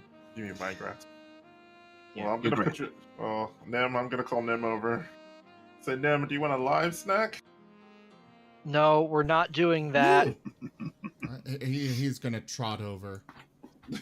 No. Hey, he said I could have it. I don't care what he said. I'm saying you cannot. No. Didn't say you can have it yet. We're gonna see how at least agreeable we can make this one. He's And giving I'll the ask it puppy one more dog time. eyes. I'm gonna roll. What's it called? Where is it? Intimidation. One more time. Say and ask it. So, are you gonna tell us where you're hiding all the gold that you've stolen as well? I'll roll a quick percentile on that. In the meantime, Azeroth, give me another strength check. Yep.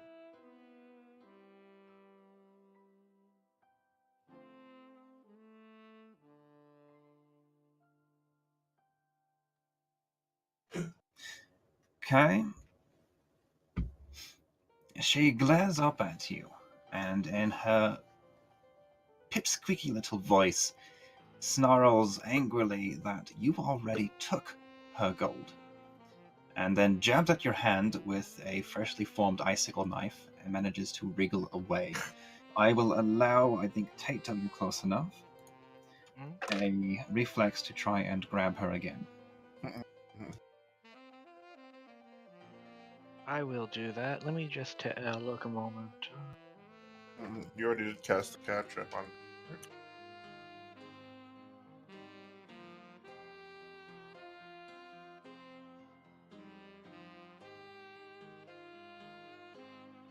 Now, is it a melee Sorry, attack? dexterity Strength check?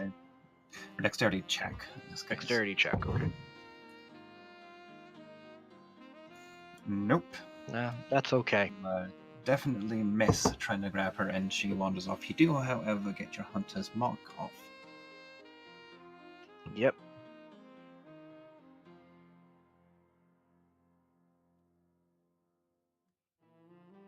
Which means that I will get advantage when we try to track him. Okay, do note, I think that's the first level spell used.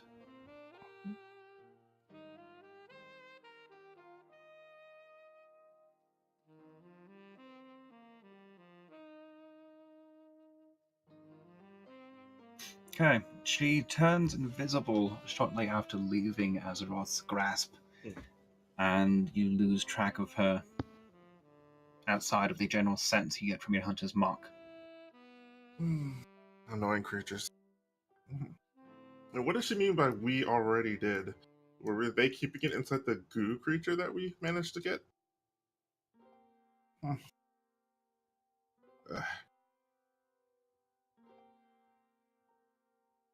I didn't think any of them would even be interested in that goop.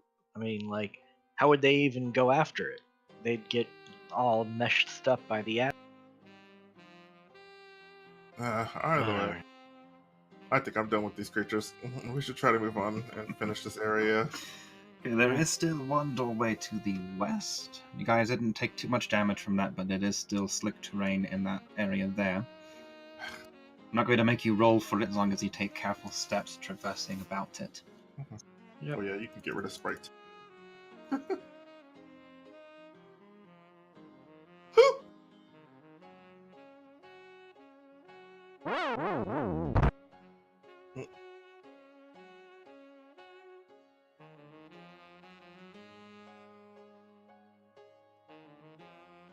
Are you opening the doorway?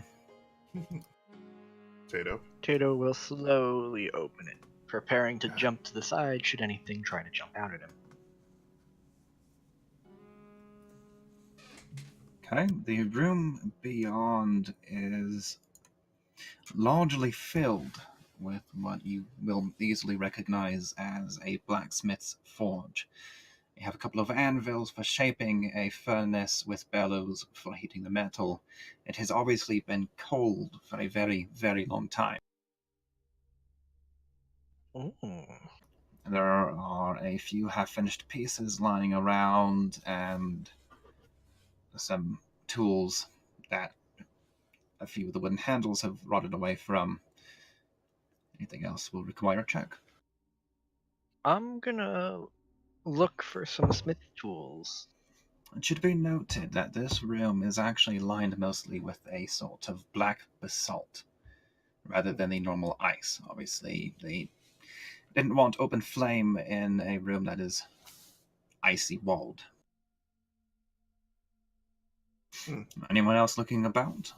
I will look it back as well. Give me an investigation check.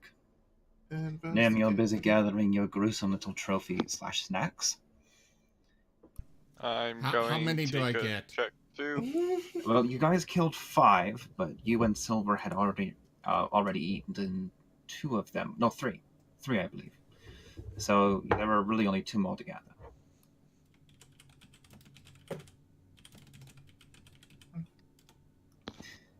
Okay, you look about the area, and Azeroth, you're largely distracted by the prickle of pain left in your hand by that pixie's escape. It's still bleeding, by the way. Hmm.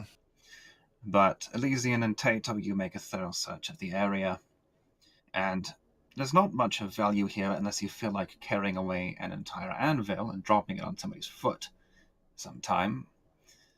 But as you're looking through the stock ingots, the metal that is used to forge the items, a few of them look a little off to you, and you brush away the layer of frost. And you've had enough experience with this, Azeroth, that when they do, you notice. One of them, at least, is adamantine.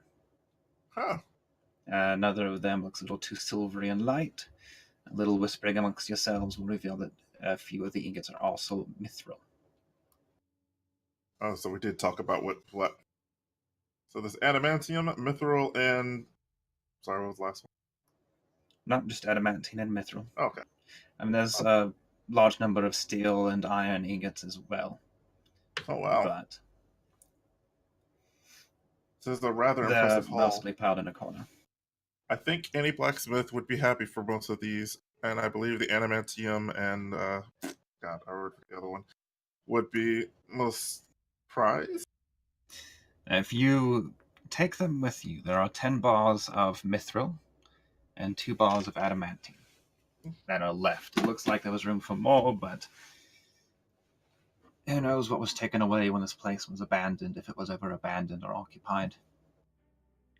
How many bars of steel and iron? Probably more than you're willing to carry. But Well, you can always give it to your pack mule of a cleric, but I mean, I don't know how much the call weight. Does big stuff retain their weight in the bag of coaling? Coaling, I mean. Yeah, but isn't it also random as what we get as we can't tell the coals apart from each other? now you did pick up that Hoover's handy haversack. Oh yeah. Yeah. I guess that is a good place to hold it. And Each of that's these what we're ingots will weigh about 5 pounds for the adamantine or steel, 2.5 pounds for the mithril. not. Oh please, I could carry these stuff in my dreams, nightmares. Yeah, but they're also are somewhat bulky. Fair. You would need to find a way to store them. Well, the perfectly handy bag of whatever the thing is called. But they look to be about 15 bars of iron and 20 bars of steel. So, do you think we can carry this in your bag of holding things? That I cannot remember. Well, I'm not sure about the bag of coaling, but the Hoover's handy haversack can carry up to 80 pounds in the main pocket. Well, the rarer ones first, and whatever little baby ones you want afterwards, if you want them at all. Okay. That said, the steel and iron won't be worth very much. The mithril and adamant, definitely. Yeah. And it's enough for us to divvy up, and we can get some stuff. Elysian, I think it was your bag, right? About my bag of coaling? Oh, no. Wait, who had the bag of... Gosh I darn think you it. gave it to Shenzi because you had all those scrolls to organize. Oh, then we're gonna stuff it in Shinzi's bag. I'm sure she wouldn't mind if it helps the party out, helps her friend. Okay, Tato will- again, the main pocket can hold about 80 pounds. The 10 bars of mithril will be 25, the 2 bars of adamant will be 10. That's about half of the capacity. That's fine for now. I mean, it's not the full... and we don't need the rest.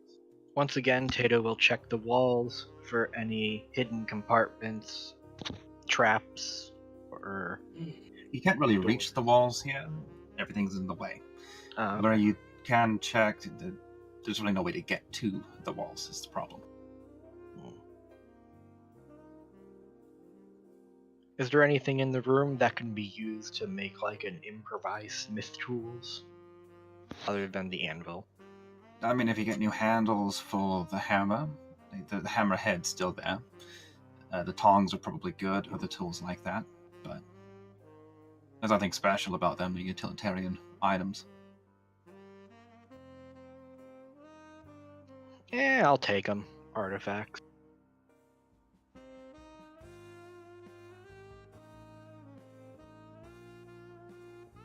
Okay, if you try to gather all of the tools together, it's probably another 30 pounds or so, if you ignore the anvil.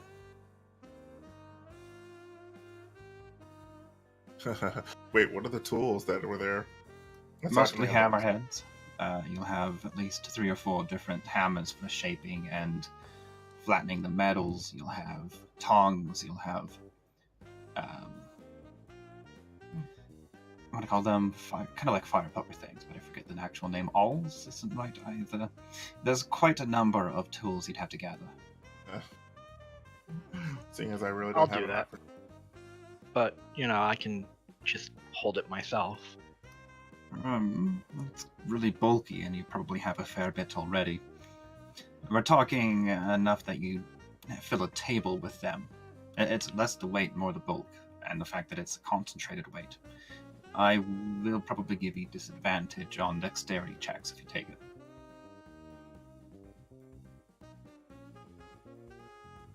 How about I just take a few of the lighter tools then? There's probably some pliers and something you could grab if you just want a memento, or one of the smaller hammerheads. I'll take one of the hammerheads. Oh well, can we do a well, since none of us would know a good eye for good stuff, I don't think it would matter much. Oh well. Unless someone does have an eye for blacksmithing gear, I would know good tools from bad ones. Well, the entire setup is very efficient, if you have any experience with blacksmithing. For the compact little room you're in, it's probably one of the best forges I've ever seen, if it was actually functioning. But like the bellows aren't working right now because the membrane is rotted away. There's nothing to burn in the furnace, and all of the tools are missing handles, so... Anyways. I think I'll take one of the more sizable hammerheads, just because. it'll I will be remind intricate. you, in the room where the pixies attacked, there were various suits of armor as well. Yeah, I'm not interested in any of those. Plus, none of them were really high quality. You said there was Oh, like. they were like very this high thing. quality, but none of them were special materials, no. Hmm. They were all steel forged, but we're I talking don't think- scale mail, chain mail. The I don't leathers were rotted away. I don't think you get much for those, anyways. And we're here. They could be sold for a pretty penny if restored. Because, Yeah. again, these are masterfully crafted, ornate. Oh, you suits know of what? armor. Tato would like to look for a specific item. And it is the kind of hammer that a master blacksmith would use to put their mark on a finished product. So a stamp, basically. Yeah, the stamp. Yeah, there we go. Well, something. I will allow an investigation check to find that specifically. The tools are scattered about. Okay, you can find one. You don't recognize the particular image on the seal, but Always good to hold on to. Yeah, I'll take that. it I looks like guess. some kind of stylized snowflake, maybe, or something like that. It's hard to tell with the reversed image. And I guess I'll grab one of the ornate-looking, fancy, high ones, polished. I mean, the ones that need polished helmet. I have no helmet. I realize. Yeah, the helmet doesn't really. It's not made for your snout face, but you could sell it to a Humie if they'd like it, or an elf even. Yep. We're talking Feywild armor. This is the sort of thing that the nobles would wear into battle, Hi. or at least the nobles' retainers. The nobles would likely have the mithril. I'll take one. Yeah, I guess it'll look good polished. And if no one buys it, it'll be in my room. Ha ha ha ha. You never have too many fun-looking armor-looking things. What will the weight be for the stamp? The stamp's not too large. It'll be a half pound or so at most. Okay.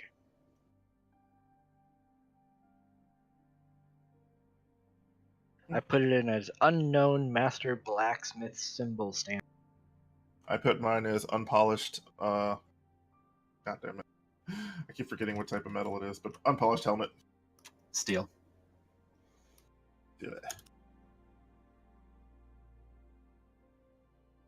Okay, unpolished steel helmet. Alright, I'm out. This is a good roll. Elysian, are you not going to try to look for anything, mister? Nah, I already looked through the room. Nothing. Okay, now we have only one more set of rooms to go. Nim's Or been two. standing guard. Next set of doors.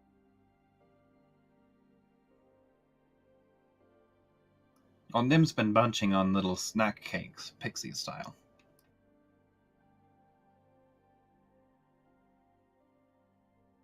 And this next one is an open hallway, now that you're directly across from it. If I can get it to unveil the map instead of dragging it around. And it does lead to a couple more doors. There we go. Tato will. Oh, okay.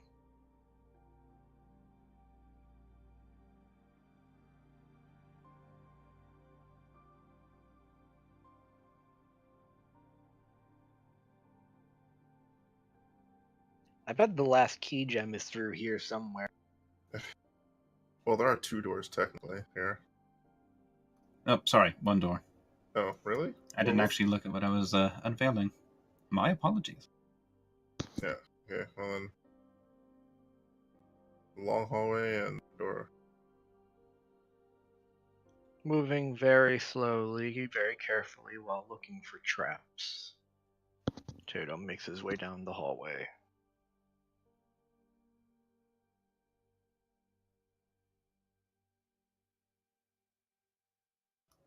Okay. So far as you can tell, if that is your fresh investigation, there are... Oh, that's better. There are no traps that you can find. And it's the same flooring that you see everywhere else but that blacksmithing chamber. Clear. I was following in your footsteps the whole time. Alright. Tato will very slowly open up the door. I'll cover you from the side. Okay, as usual, it is a dim, pale illumination beyond. Not really enough to give you sight beyond the corner, but it will unveil part of the room. Alright. Tato will move up. He is now on the stairs. Moves right here and just peeks over. Just a little peek, huh? Just a little peek. Nothing dangerous? No. The room beyond is cluttered with an assortment of, well, it looks like random junk from here. Dark shapes in the dim illumination. You can see what could once have been an ornate floor beneath some of it, but if the rest of the temple is some sort of... so is the purpose for each room. One of them might have been a coat closet, you had the latrine, you had the ready room. This is obviously the extra room where they stored all of the crap that they didn't know what to do with. Huh. Well, you know what they say about the crap rooms. Always has the best stuff. I nudge Elysian. Yes, Once that's more. true for everybody else, but Tato will check out the walls first. Okay, as you advance into the room, you feel along the walls. Some places you'll have to shift aside objects that are leaning against it. Most of them will be, judging by what you've seen, you're fairly certain they would have been portraits or paintings at one point, but the canvas has long since disappeared. I'll definitely look Suggests the behind. rickety frames left and whatever top covered them. I'll look behind some all of the shelving. all the paintings and portraits. He's going full Some ham. shelving that has collapsed, etc. And you don't really find anything secret as you continue along. Are you focusing on the wall for the most part? Yes. I'm Okay, gonna. then that is your investigation for the next few rounds. I'm gonna. Azeroth, there is so much here that you don't know where to begin. It is overwhelming to you. Find yourself rummaging through some sections of old armor that as you pick them up, you realize might have been some sort of ceremonial parade armor, or maybe stage props, and you get lost in wondering which one it might have been. Hmm. Elysian, are you examining the room? Yes, I'm examining the floor, and particularly this thing by. Soon as I can find the tower to roll in it. Roll in the tower. Okay, it is an absolutely fascinating section of floor. I mean, as you run your paws across its surface, it has that pattern in it, that little gemstone starburst pattern, but there's no difference in the surface. The colors are just naturally different. Like, normally you'd have silver inlay on a floor forming a pattern, say if you go to one of our Capitol buildings, but now here it's all the same surface. There's not even a hint of a seam. And you find yourself, much like Azeroth, lost in this inspection of wonderful architecture. Nim staying out in the hallway. He is going to, yeah, he's gonna stay in the hallway. But right about here, Silver will be here. Silver's kind of watching outward while Nim is keeping an eye on the room as a whole. Okay. Tato, give me a perception check as you reach that the middle of the far east wall.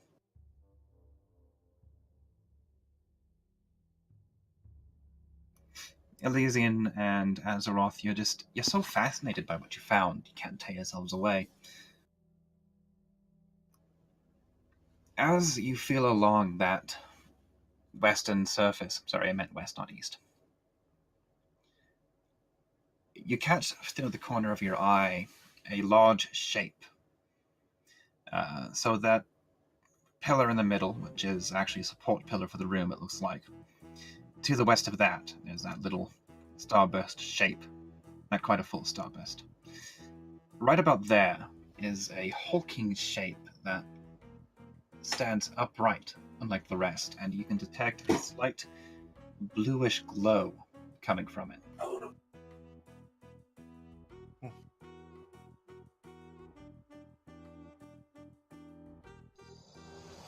Tato unsheathes his spear.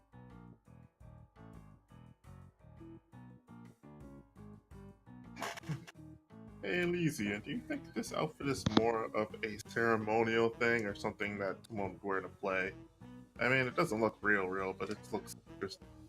He looks back at the hulking form. He doesn't make a move yet, though. He's just watching, waiting. Okay? Is it gonna move? It doesn't move. It looks like it's just standing in place. And there's too much stuff scattered between the two of you for you to make it out clearly. But it definitely caught your eye as standing out thanks to that slight illumination. And you couldn't really see it until you rounded that last little corner of junk pile. Hey, Azeroth, check that out. And he points at it, or tries to. Would I notice this, or am I still included in the thing?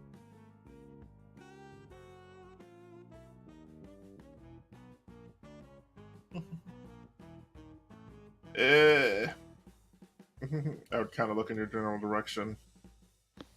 Oh, you mean the thing? And I'll try to look at where your player is pointing. You mean the helmet? Nah, the huge figure, man. You see it? Yeah, I see it. I mean, I'll probably come closer. And I guess I'll roll an investigation. See what I see.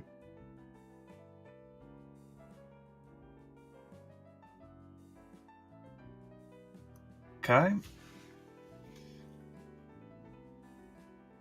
Are you examining it closely, staying back where you appear to be on the map? I would examine a little more closely. Okay, because where you are, you can't actually see it. There's something Okay. large and covered with, looks like a rotting sheet between you two. Okay. Well, I would go closer. Okay, it's that kind of greenish blue thing in the middle of the east or western side there. This blue. Yes. Just to the left of the pillar. I can't see anything. I know where So- Tato's at, but I can't tell if I'm standing there or not. Sorry. Yeah, I will drag you closer. That thing. Okay. As you move closer, you realize that it's a humanoid form, certainly, but a not normal one.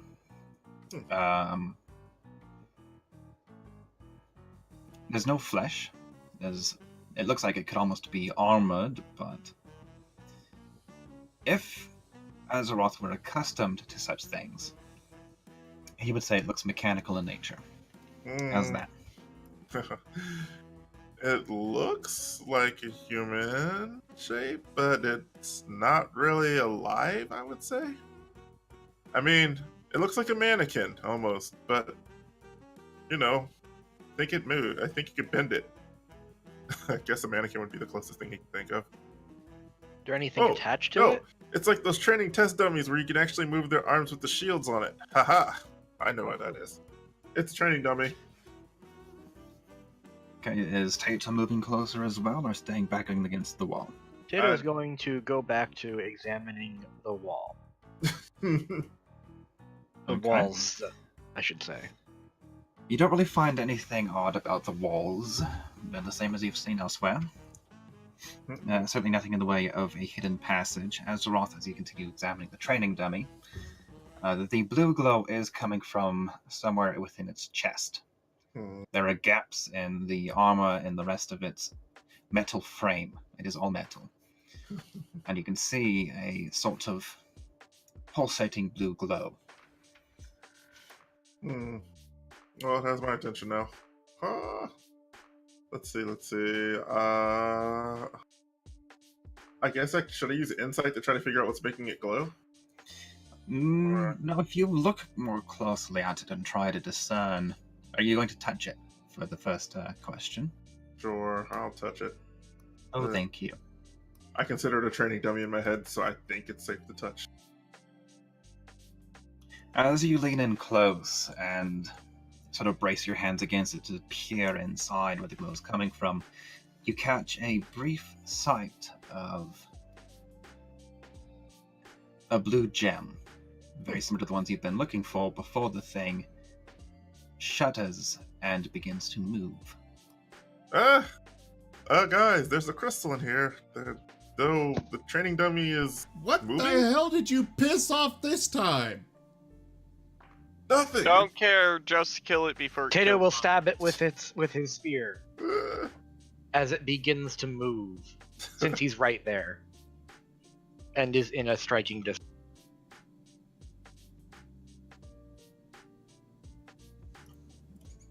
Okay, sorry, could you repeat that when I'm actually paying attention? As the mannequin begins to move, Tato will immediately strike it with his. Okay, roll attack. Better safe than sorry, he says.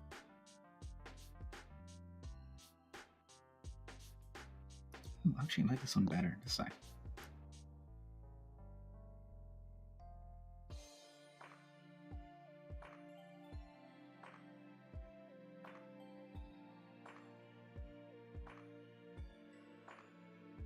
Whoop.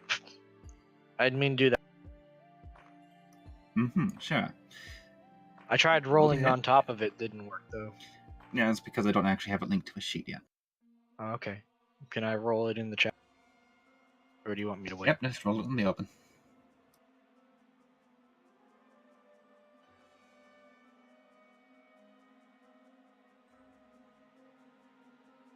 I'm going to cut off your head now.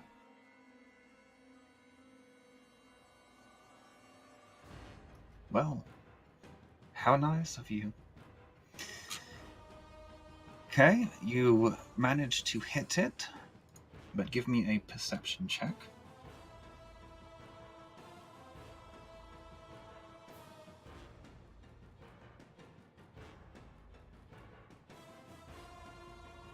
How is that investigation? I'm sorry. I am like 100% sure that I clicked on perception. No, I'm sorry. That was just a miss. I finally found out why I couldn't pull up his sheet. I had it on new NPCs. So all it was showing me was a pumpkin construct.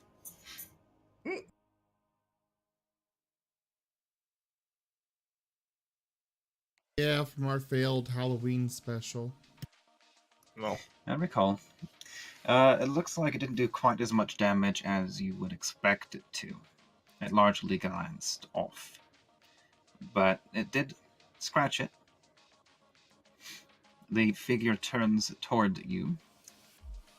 And apparently moves on its own. That. I'll move it back. Uh-huh. I swear it wasn't me. What did you do? Please stop playing with the enemy. No, I moved it back. Is it? I just had to move it back into sections. It turns toward you and does not seem to otherwise react. Okay, whoever's moving it, stop. You guys.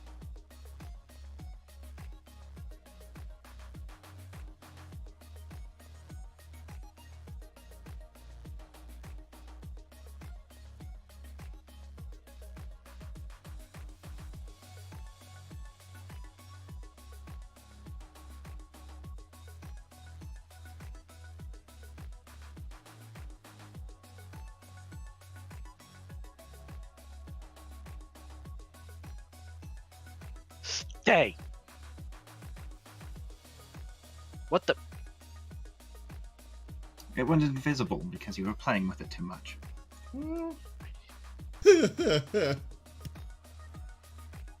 Children, behave.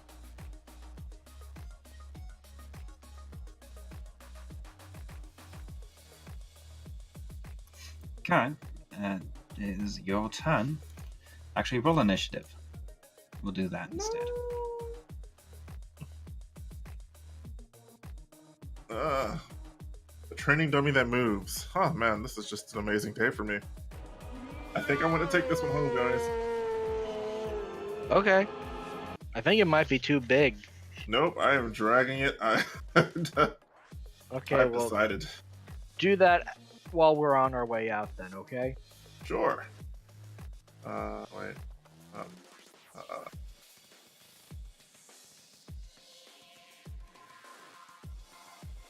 Damn.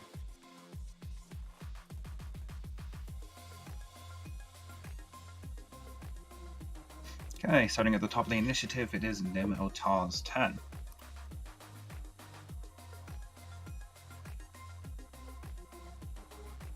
Now, does it look, I mean, is it acting hostile, or is it just kind of standing there? It has not attacked yet. Nim will move over here. And he will, do a ready, he'll hold his action to, use Moonflare if it makes an attack on someone. Okay. Of note, now that it is standing tall, you can see it over the detritus. Alright. Well, yeah, that's what he's gonna do. He'll, if it makes an attack on somebody or moves like it's going to attack somebody, he will immediately Moonflare.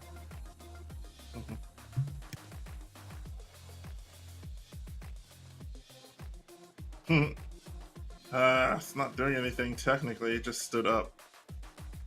I guess being in suspicion of it and not too sure. And if I remember correctly, everything that had the blue crystals in it so far has attacked us, right? Or, Maybe the blue crystals just give it life.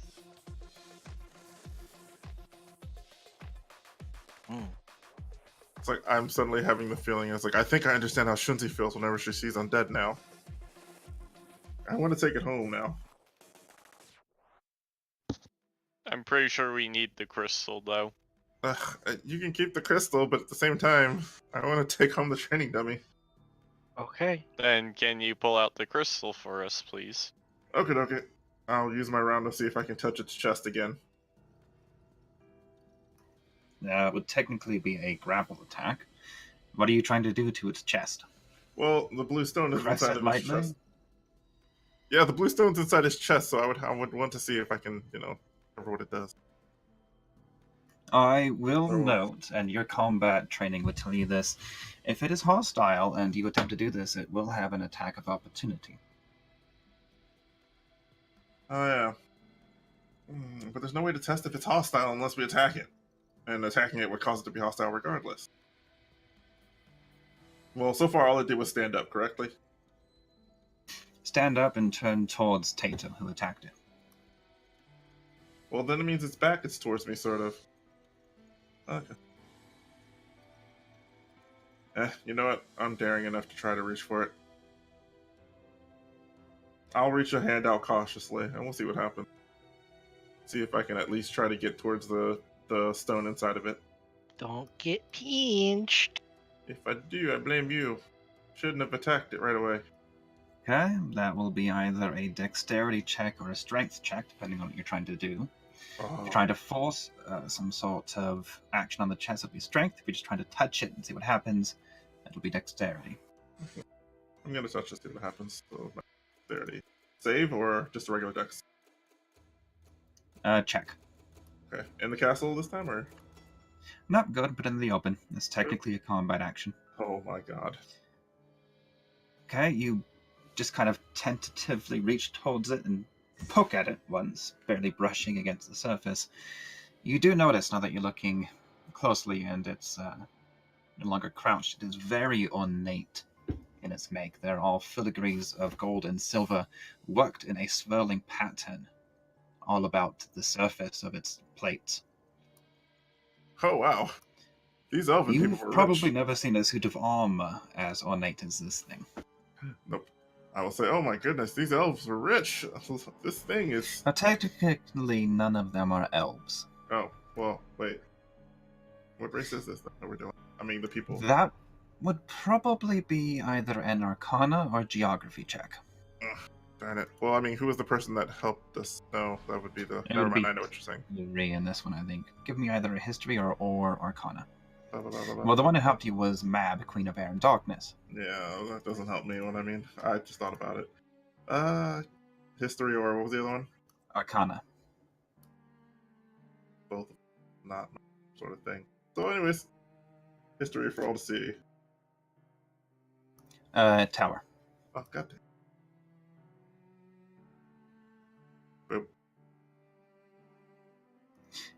Azeroth, I don't know how the fuck you know this, given that you're a combat person, but somehow you know exactly who lives in the Feywild, and Oh, God. you know that they're not elves, they're Eladrin, which are kind of they are species-wise twins to the elves. They went down one branch, the elves went the other. Think drow and elf, but instead of above ground, underground, it was mortal realm Feywild. Huh. I suddenly enlighten all of you with my bursting book memorizing skills from schooling days of ancient civilizations. Apparently, this was the one history lesson you did not sleep through. You don't know why. Maybe you had too many bruises that day from training or something. Hey guys, Anyway. I remember something important. The Eladrin, you know, are even more arrogant than normal elves are, and believe themselves superior in every way. The ones who serve Mab, Queen of Air and Darkness, will be more haughty than well, no, they're not necessarily more haughty than the Summer Court. Actually, the Summers are more so. The Winter Fae and Mab's Court are inclusive, while Summer is exclusive, if that makes sense. Summer allows only nobles of Eladrin bloodlines into its ranks. Winter will take anyone monstrous enough to join. That's how I probably would have joined them. Okay. Interesting. Anyway, if you're all finished with your turn, pass on to poor Silver. But that didn't really say about the golem itself, though. I mean, it's something monstrous. No. Okay. Did I he can only assume grab it's the monstrous to this gem? point. No, he very delicately, hesitantly touched it. I literally gently poked it with the claw tip, if you really want to get technical.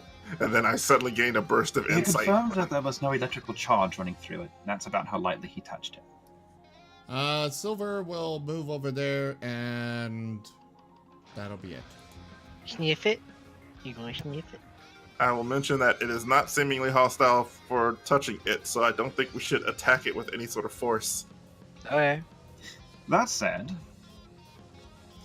the creature reaches towards Tato. Oh yes. It grabs the hunter's spear from your grasp, lifting it easily out of your hand. It just pulls, it's pulling slowly, but it's so strong. You can't hold on to it. Oh god. It examines the weapon for a moment, Okay, Ty. and then snaps it in half. Ah! Reaching into a section of its own design, it pulls two scintillating blue sapphires and jabs one onto each end of the spear before putting it back together. Somehow it melds seamlessly, What? What? and it hands it back to you.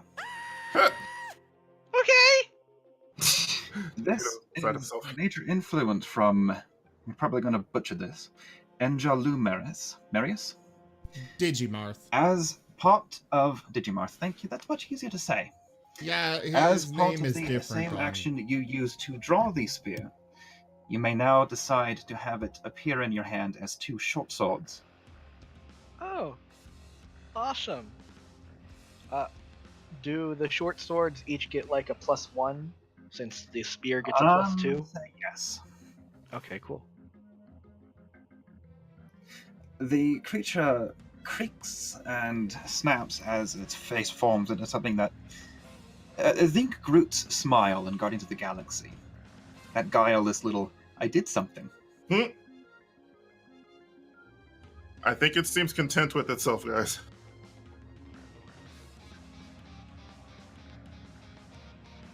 Well, now I understand why you want to take it home. It's a nice Mahal, did you just want to thing. give us a new pet? I'm keeping it. Keep gives it. out weapons. Does it fight too? Would you like to find out? Mm.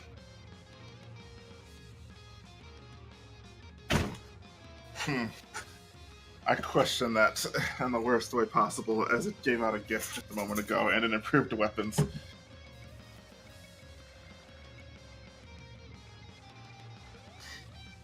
Go ahead and give me a perception, both of you who are right there next to it. Okay, dokie. I'm always on than I should be. Yeah, on the I don't tower. know right? why it rolled open. It shouldn't.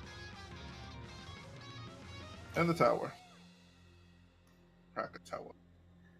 Okay, both of you notice as it removed those sapphires from its... They were basically from each of its shoulders. The glow from its chest lessened notably. Hmm. Huh. Do you think maybe we should just bring it with us into the door and see what happens? Sure. I have no idea how to make this thing move with us. Let's try the gentle route. Tensor's herniating disc. What? Tensor's floating disc. Whoops. Horrible. Herniating disc. Maybe if we hold his hand while walking. Something Shenzi would suggest, right? Definitely something Shenzi would suggest. Yeah. She has a weird way of being lucky with this sort And of stuff. welcome to the lurking status, Cap. Always nice to have you. Okie dokie then. I will try to hold its hand and guide it to the door. See what Let's happens. both hold it. Let's hold its hands together. You hold one hand, I hold the other. We skip together. I do think that's a little over the top. We're off to see the wizard. Plus, I don't think I want to see a golem skip. I want to see a golem skip. Uh, mm, Who wouldn't want to see a golem skip? we would have to move our lives, wouldn't we? Anyways, what happens when we try to guide it out the door? It actually seems to follow along fairly complacently. Yay. Oh. Okay. Let's Cool. go. We're We just made a definitely- friend. Yeah, I know. We're bringing this back. Oh my goodness, he's gonna be. Shinji will be so surprised. You realize? Shenzi will want to animate it, probably. No, she's Animate not, it even more. but it's not dead. I mean, it moves. Double animation. It's alive. It's a moving target dummy, I guess. I don't know. Weaponsmith? Either or, it's valuable. It's cool too. Let's go. We're bringing it to the door now. Has any objections to this? No, it No. seems to be following along fairly complacently. Okay. To the door! Alright, which door was it again? Yeah, I forget which door it was that was locked. I'm sorry. It's at the end of the kind of long hall. You have Like- that area in the middle. Going Shinji's down right by, or... actually. Oh, Shinji's right back. Okay. Yeah, I was going to Oh. say, wasn't Shenzi by it? Okay, the construct is very slow. Long treading. Is the You're hull going robotic? Okay. Thing is, what? Discord. Everybody's going robotic. Let me For change the robotics, change the server. server location. Okay. Mahal, say something. There Okay, you go. I can hear you now. Yeah, we're all back. I Yeah, switched the Changed. server location. That works Always apparently.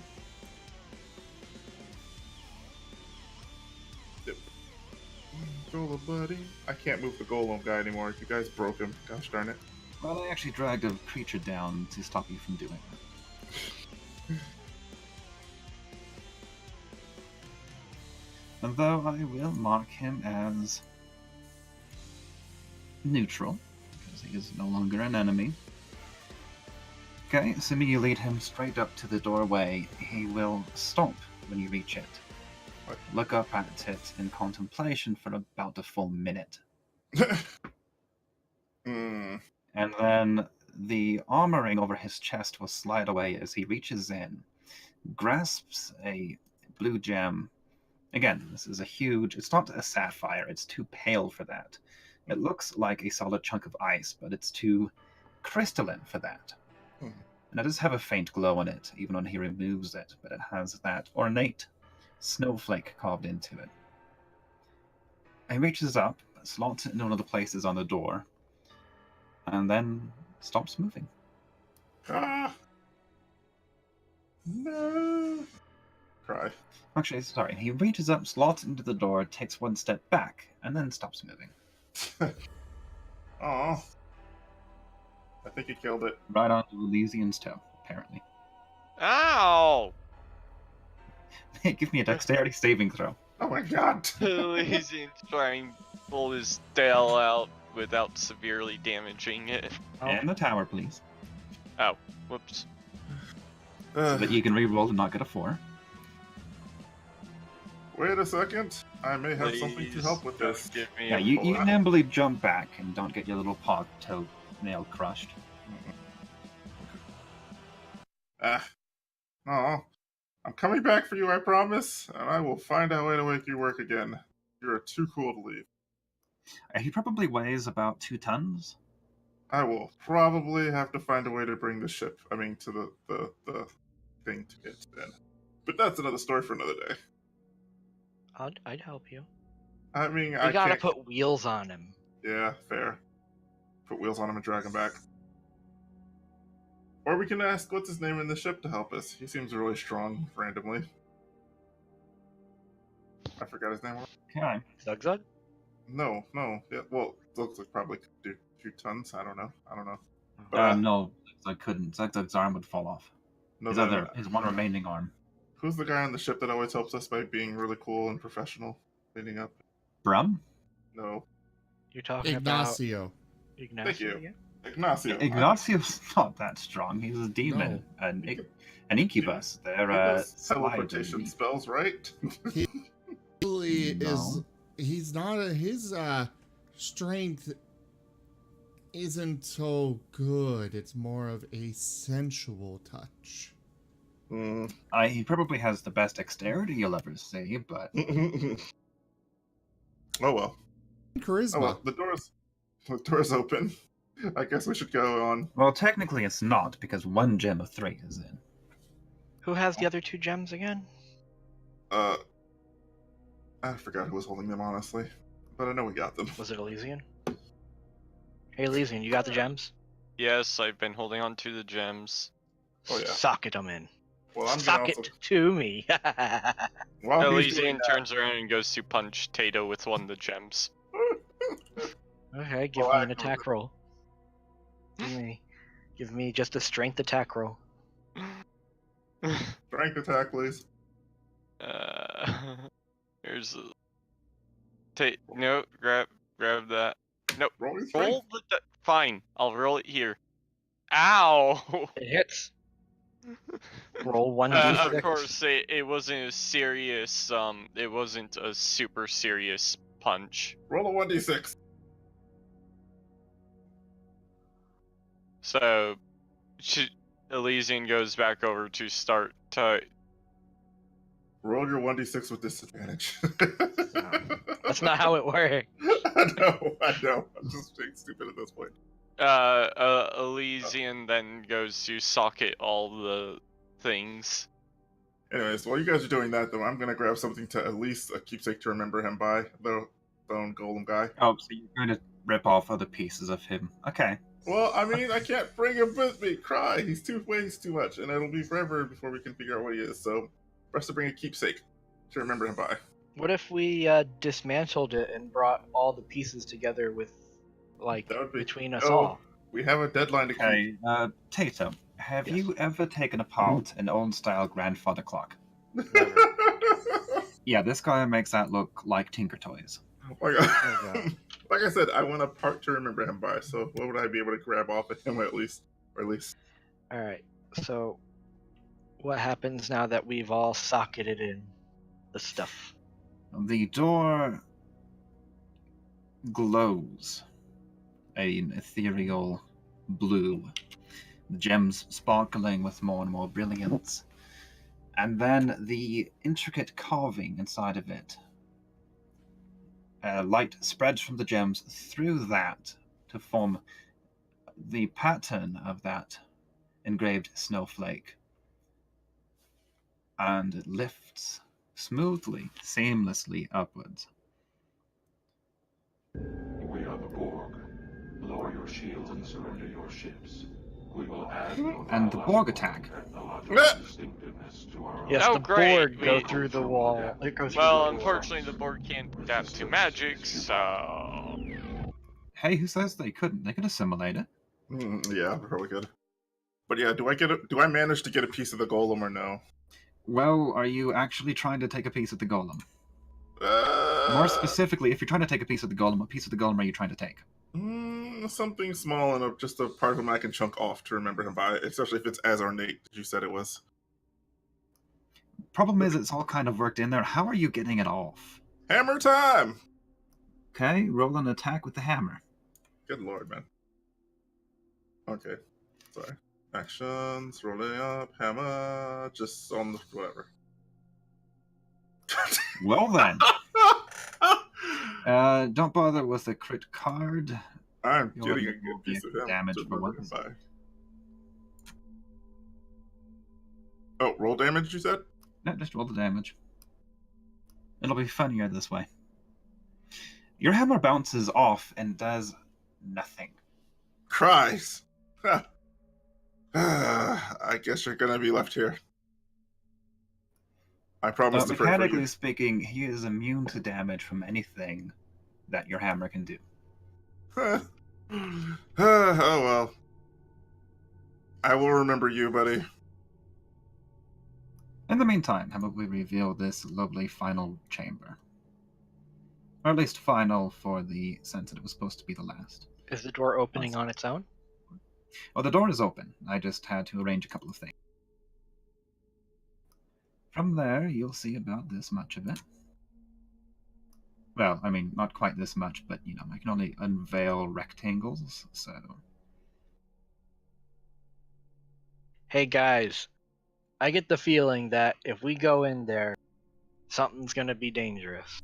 Oh, no, you don't get a feeling about that at all. Because as you open the door, light, that pale illumination that is pervasive, glimmers off of the angular forms of these tall, statue-like figures that themselves appear to be carved from the darkest ice.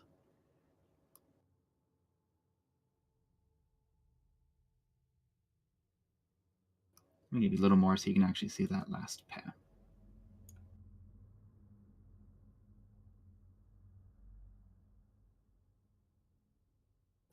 There we go.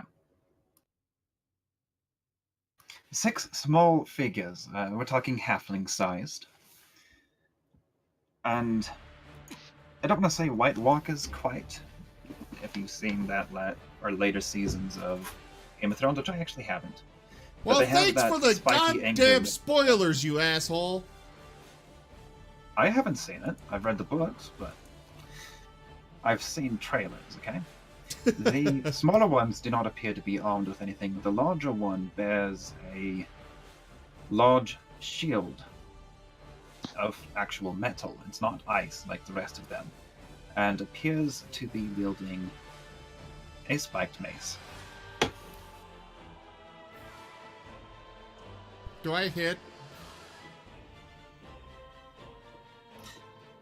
Are you actually close enough to hit? Because you're using Moonflare?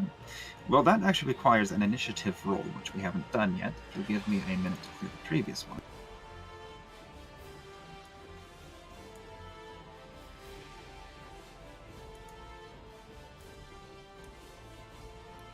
If you'll give me a minute to clear the previous one... You just everybody cleared roll all of the ice elementals and stuff, too. Yeah, I noticed that. I'm going to roll all NPCs here. Well, fine, I'll roll again. Yes, please, roll again.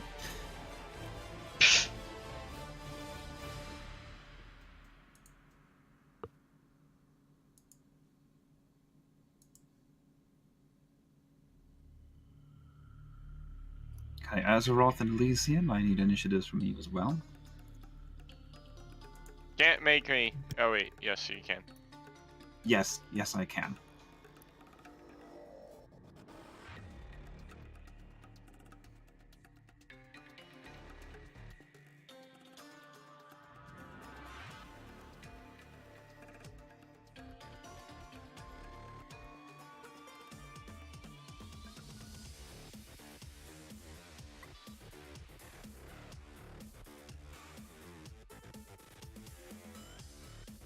Alrighty. Silver, you are up first, by my accounting. Let us begin. The Greater Ice Elemental, as the door opens, salutes you with its mace and then forms a ready posture.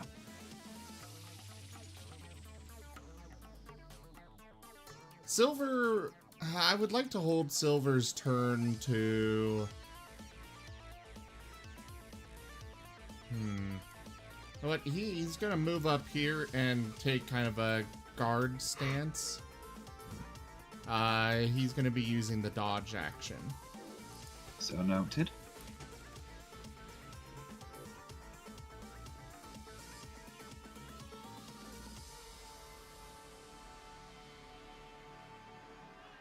Okay. I'm sorry. He doesn't have a mace. He has a longsword of a different creature. Retroactively, he salutes you with his longsword.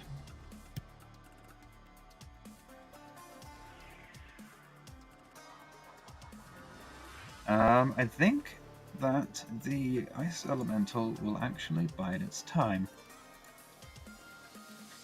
It is standing in a defensive posture of its own. Actually. Actually, I'm going to say And here. it is Elysium's turn. And I'm going to kill it. Not successfully.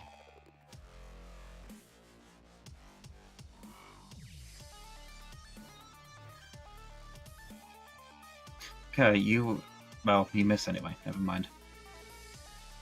I was gonna say, you have disadvantage on your attacks because he did take the dodge action. Do you have anything else you would like to do in the way of a bonus action, perhaps? Help.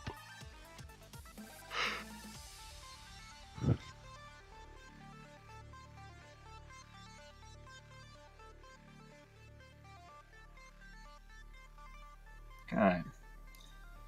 The smaller elemental number 10, and yes, these are ice elementals, spoiler alert, will advance, as will number 5.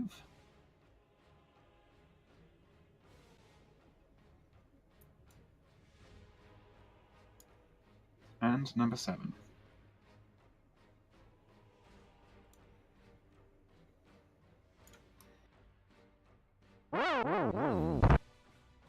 Nim Ota. Now Nim will blast a moon flare.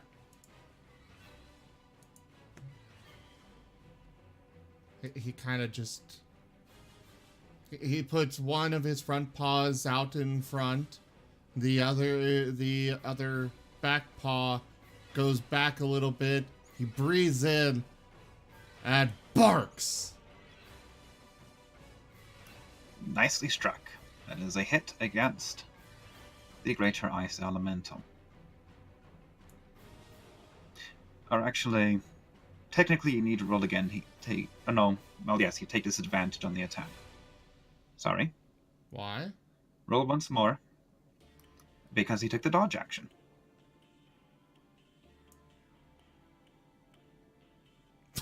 Still a hit. Still 10 Wait, points of damage. I think that's... oh no, I didn't roll a 19 on the first one. There's the damage already applied on him. It has been applied. Like I said, we're good to go. Figured it would be vulnerable against fire.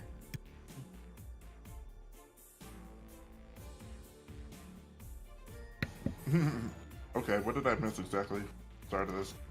I kind of had to step away as soon as the doors opened. They open the door, and there are these...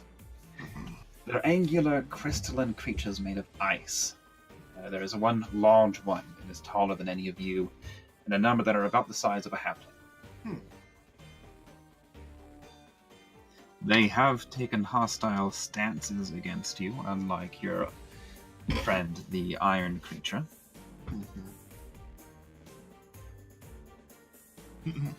If only the Golem Buddy was here to tell them not to fight. And if only I had spells worthy of actually fighting them now. Well, technically I could do something really stupid. Okay, I think I'll do it. This seems like a serious fight. Excuse me. Boop. I will cast my... I'm going to cast Fireball, upgraded to level 4.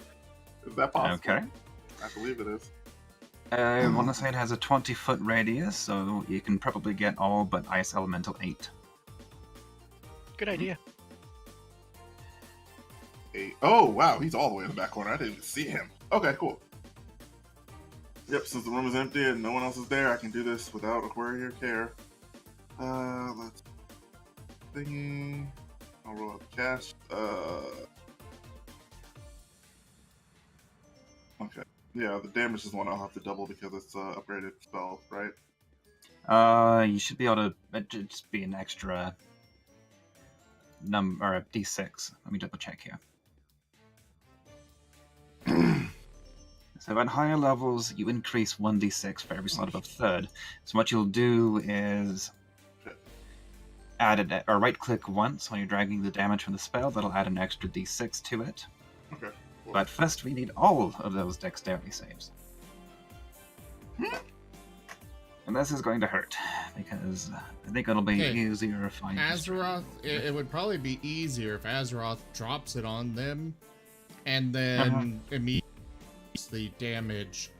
So Yeah, Azeroth, so basically you want to alternate dex save damage on the same ones. So I would start at the top with Lesser Ice Elemental 10, drag the dex save onto him, drag the damage onto him, go to the next one, dex save damage, dex save damage. Right click. It'll have them automatically roll.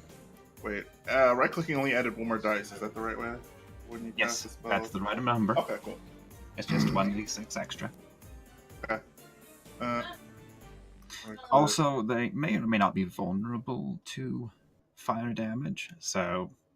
And I will tell you that right now because you have them screaming in pain from this fire attack. You don't even need to make a check for that. Boop. Boop. Boop. Boop.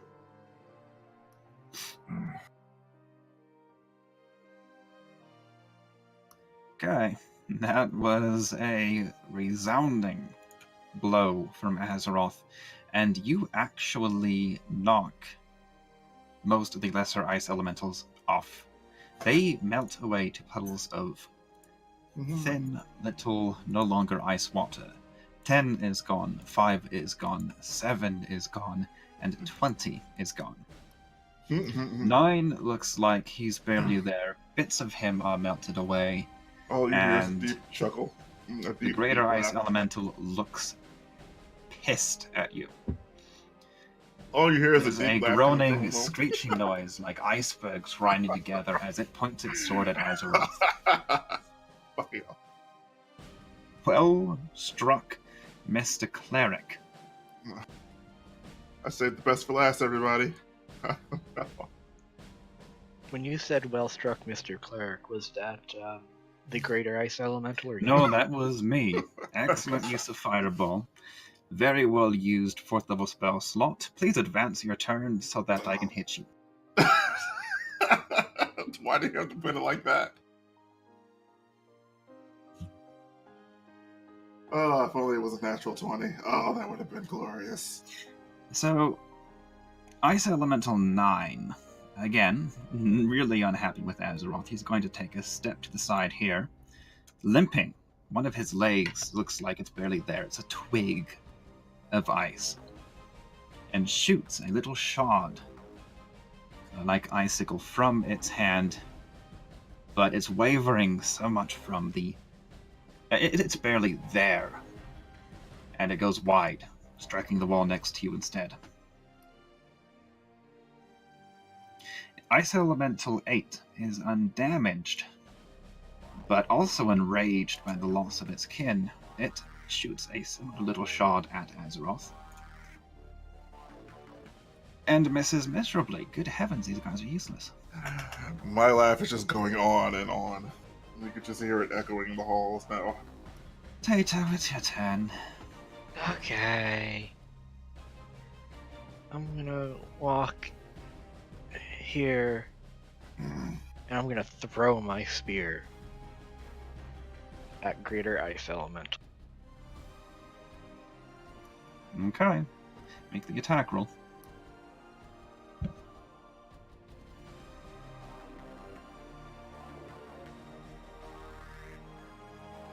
It is a hit against the Greater Yay. Ice Elemental.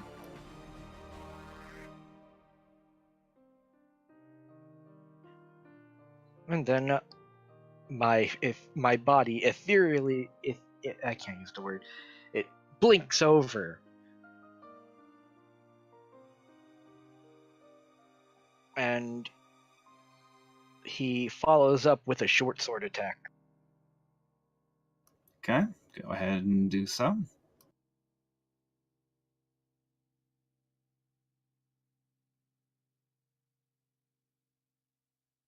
Oh, whoops.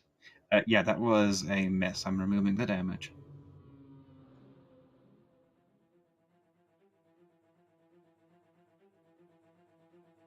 It was actually a very painful miss. Your sword doesn't even hit the armor. You're thrown off by your sudden transition, and the swing goes wide. Ugh, I have to get used to that. All right. Shenzi is not around, which brings us to the top of the initiative. Silver. There are much fewer little icicles to lick. Alright, now that that there aren't as many, Silver's gonna go and pick off the one that's quite wounded.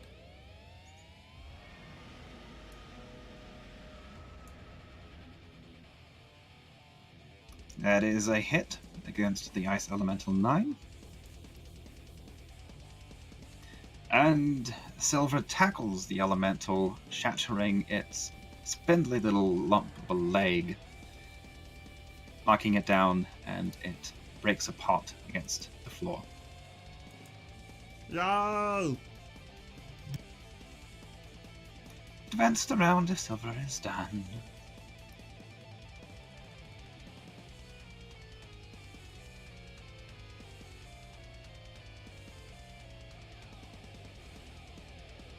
Unfortunately, Tato, you closed with the Ice Elemental, which will keep it away from Azeroth for a moment or 3. But the Ice Elemental, again, makes that crackling roar, which you are familiar with glaciers coming from the Great North. It sounds like two of them rubbing against each other as they shift and move.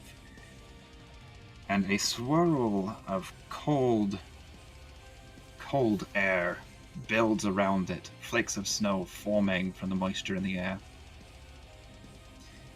Everyone within 10 feet needs to make a dexterity saving throw. So just Tato and First. Silver then. Yep. Tato, you fail. Oh. I was about to say, I didn't even roll it.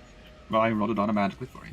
Okay. You take 20 points of cold damage and are blinded for 1 round. Oh no, I have snowblind. Okay. Silver makes the save. Half damage and not blinded. Tito's armor glows blue. Next time he takes cold damage, -5. So noted, Silver is heavily damaged by the assault, but is not downed. Elysian. it is your I'm turn. going to go take care of the 1, 2, 4, 5, 6. I'm actually go here, take Yeah. care of that last elemental. Okay. That is a hit, believe it or not. Fortunately, can't use sneak attack because nobody's within range.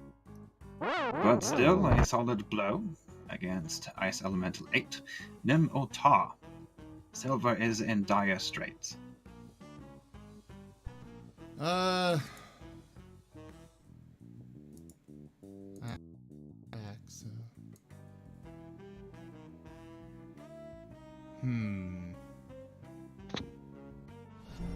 Welcome to the hamlet. Elemental Age, thank you very much for that follow. Welcome.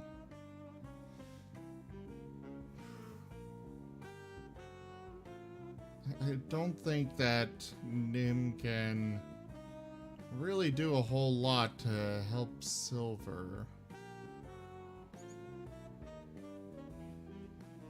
But he is going to move up a little bit more and do another moon flare. Alright, team. The Elemental no longer has disadvantage on attacks against it, so that is a hit.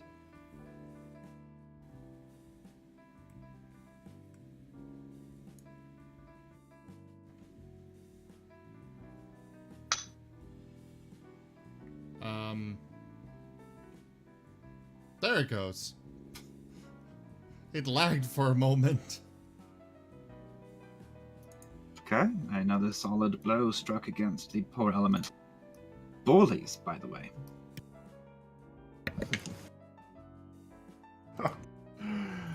All shall fear the power of Tempest. My guy is just screaming after that one. And with that, 5, 10, 15, 20 feet. I'll go in and hit him with the Hemus.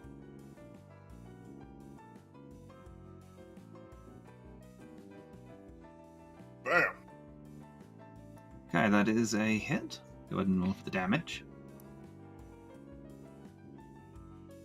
Give me a perception check. Oh, snap. But you also feel a shock of cold run up your arm as the hammer connects. Inside the tower for the perception, or no? Yes. You take 4 points of cold damage as your hammer channels, or as approaching this thing, just the sheer cold of it as you try to strike at it permeates your bones.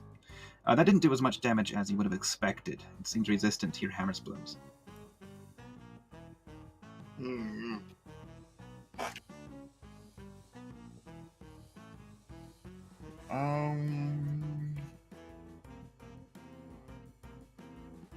Wait. There's something else I did want to do. I moved the other thing out there. I lost it.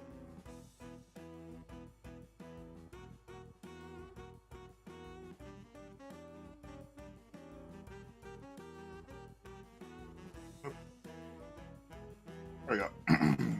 And I will use I'll use my level 1 healing word for you know who. Yep. That's fine. That's my bonus action. 6 healing to Silver. He's not quite so desperate now. Half You are health. finished. Advance the round.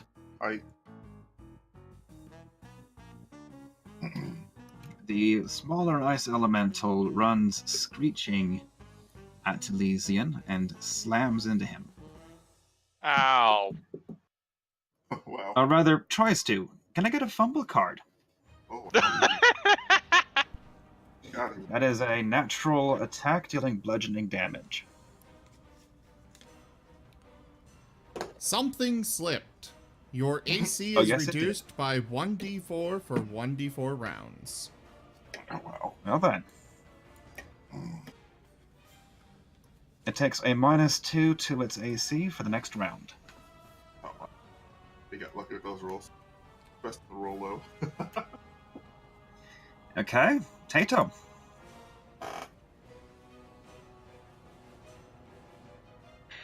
Tato will grab the spear that he jammed into the greater ice elemental, and he'll turn it into the 2 blades.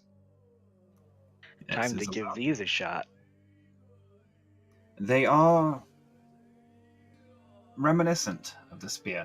The blades look similar to what you would have if you stretched out the tip. The hilts are of wood. That the spear was crafted. Or was it a wooden crafted spear? I don't actually know. The hilts look like the haft had been shrunk down, and the pommel is each of the 2 sapphires that the construct removed from itself. What a lovely construct.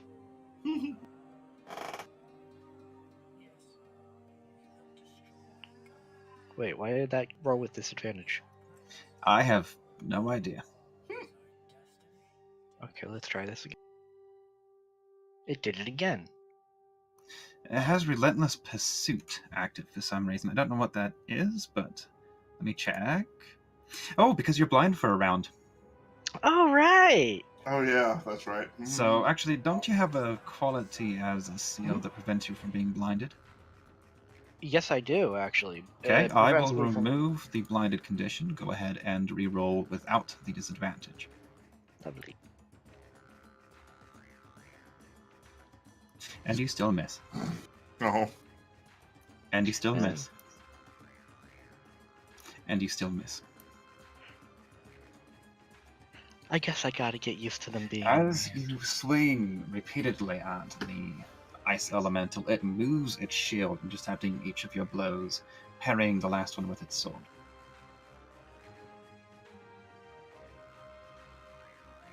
Tato will say in Aquan, "You're good."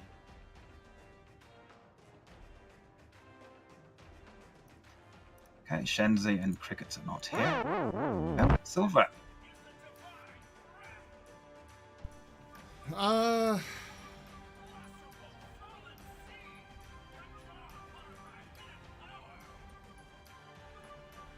He's gonna take the disengage action and back off a bit. Cricket. All right. Xelos, when you get in, if you could have Crickets roll an initiative, your friends could use the help. I was just reading your post in the neighborhood. Yeah, it was a pretty good night. Just trying to get logged in now. You missed the best thing ever, Good Cricket. up until, you know, that part. But glad they raised so much.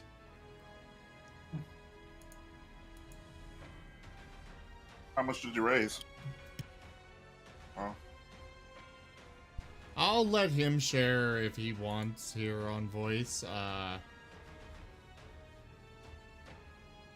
Let's don't know keep if moving that's a... if we can finish off this chapter. Yeah, I'll wait till we get done. I don't want to interrupt the game. Oh no, you can sign in. He was talking about just going with the turns. And plus, we do need somebody to help. Crickets, you are now in the initiative. Go ahead and find yourself somewhere on the map, God's nowhere. Probably still back with the ooze room. As a quick recap for you, the party took a short rest in the room with the briny swamp water from the oozes. Very good choice. But the smell prevented them from picking up when the sprites stole more of your coinage in the meantime. I found the piece for no. They then moved into an old armory full of some masterwork but somewhat dated gear, and at a connecting forge. In the armory, they managed to catch one of the sprites, but it got away and came back with friends. They killed about half of them, capturing another to briefly question it before it also escaped again.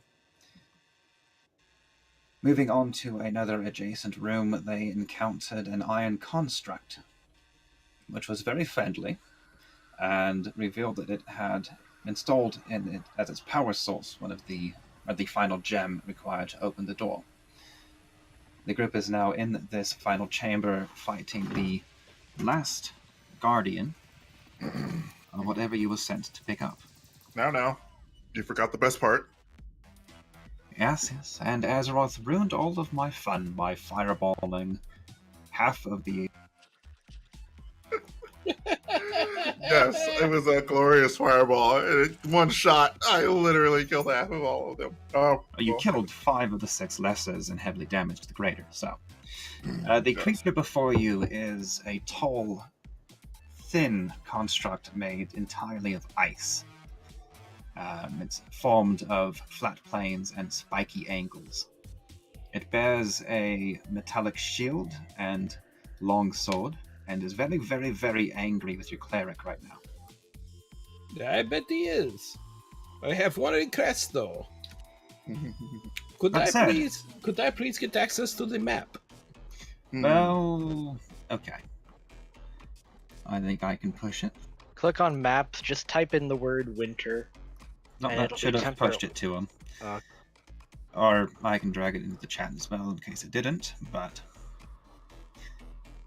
The there we ice go. elemental will again let loose its roar, and a swirling maelstrom of icy energy will surround it. Blue, you fail the dexterity saving throw. Even with the shield, or... The shield is only if you save, you take no damage, correct? Yeah, save is no damage. If I miss, I take Yeah, half. you failed. Okay, miss, take half. I will adjust then. You took 8 damage from that, and you are blinded for 1 round. Oof. I will adjust in a moment. No worries. Tato, you also need to make this save again. You are immune to the blinds, but not to the damage. You fail the saving throw. I will subtract 5 from the total it rolls. You take 16 combined cold and bludgeoning damage.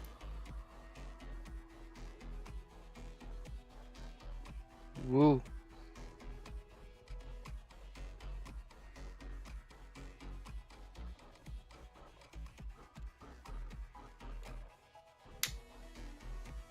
Okay, hit point damage has been adjusted. It is now Elysian's turn. This thing is right up in your face. Oh, then it's going to get stabbed, poked a bunch. Oh shit.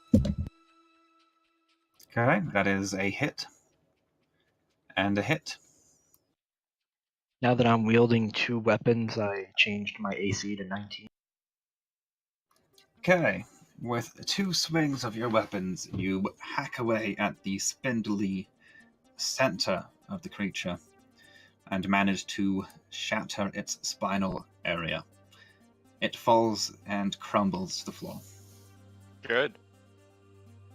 Next turn, now that's out of the way and won't be hurting anybody. We can focus solely on the big one. Okay, then Crickets, I am sorry, but I'm removing your cold resistance because the party did take a rest. Yeah, If you would like to retroactively spend any recovery dice, you may do so now. Ooh, how does what is recovery dice? What do I roll? So if you go into your character sheet, at the bottom of the first page is a little section with hit dice. Those are basically the recovery dice. You can use as many as you want during a short rest to recover hit points. Do I just roll it on my miniature? Actually, roll them into the main chat. It'll work automatically.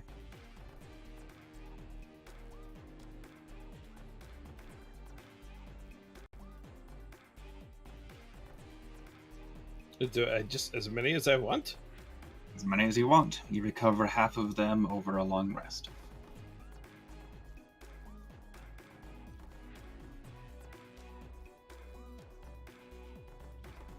I think that'll be good. Alrighty. It is your turn. Well, I guess Crickets will rush onto the giant and do what Crickets does best. You'll punch it! Or technically claw it with his cat claws. Okay. Roll to hit.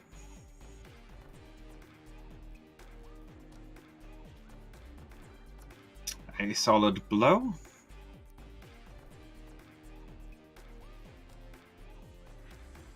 And Okay, then we you deal claw it damage, again. and unfortunately, it's so cold when you hit it that you take 6 damage back. Very good. We are still going to hit it. It looks like my friend Azeroth is in Tator in quite a bit of pain. My only regret is I arrived so It late. is a miss. Well, you were taking a cat nap, and we realized those are really important. I will take luck on that last hit, on the last attack. Okay, go ahead. It did no Unfortunately, that is still a miss. Nim Ota. Alrighty. You see that guy there? Nim's gonna go up and kill that guy. Or, attempt to. You may attempt to. He is probably going to smite. That is a hit. Yeah, I think I'll probably smite him as well. Okay, you deal damage to the ice elemental, however, the cold snaps from its body and penetrates. It's kind of like getting a brain freeze from eating too much ice cream. Ah! Those are terrible! And yet stand. Advance the round if you are finished. Poor Pharaoh. Azeroth, you are blinded, but may still act. Wait. Wait. Nani? I always forget about my extra attack. Boom! That is a crit. Go for it. Does he get a crit card or no? Yeah, it's its own attack. Let me...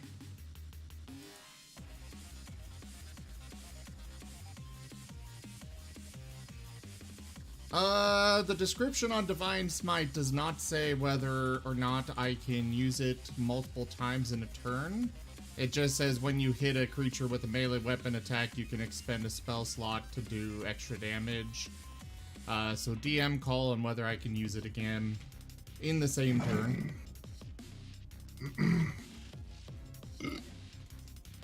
Give me a moment to consult the Great Oracle.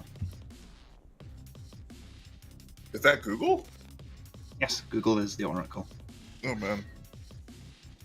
Google knows all, even the incorrect.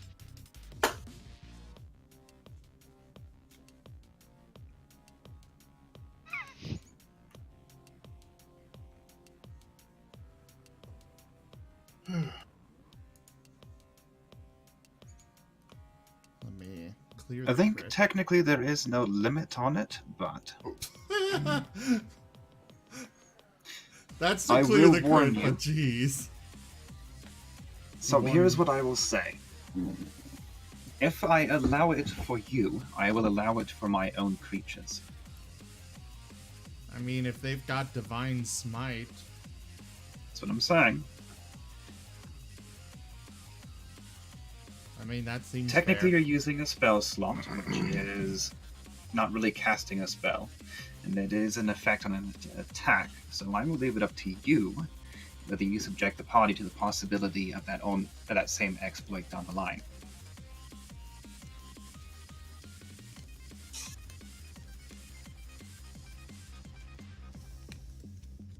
I don't know, party input?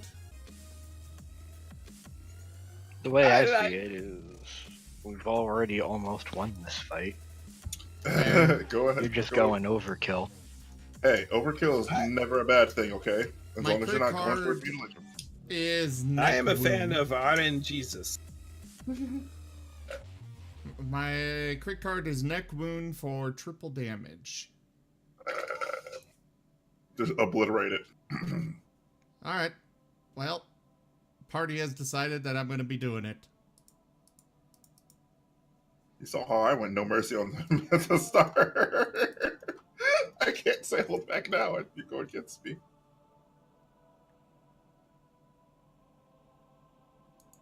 And that's my last second level spell slot. Okay, now I'm done. I am still upset that I did not get to take it down, but... Oh wait, did I? You better have with that much damage. It actually did. Oh. Just barely, but Oh. the elemental... Nim, you just leap up and grab it around the throat. And, this is ice, not flesh, but...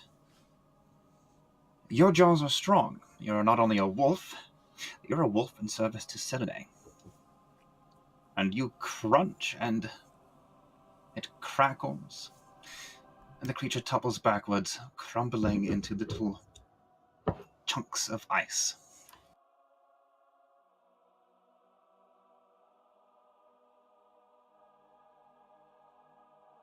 Okay, He combat will let is out a over. triumphant howl.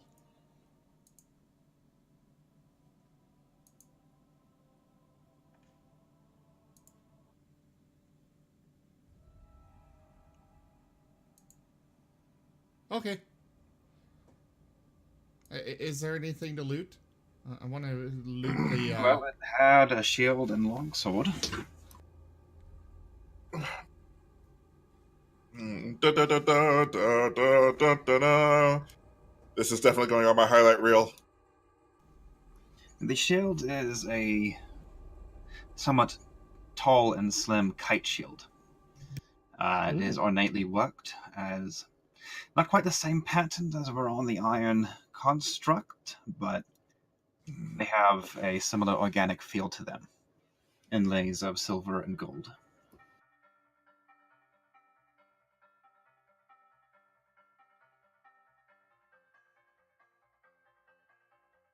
But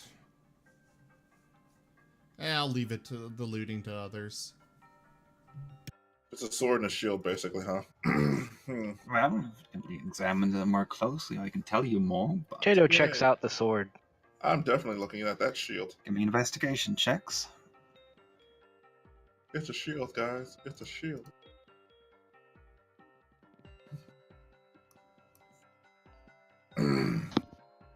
Search the room. Okay, Tato, you know your weapons. In fact, you really know your weapons. That is a cold iron longsword. Ooh.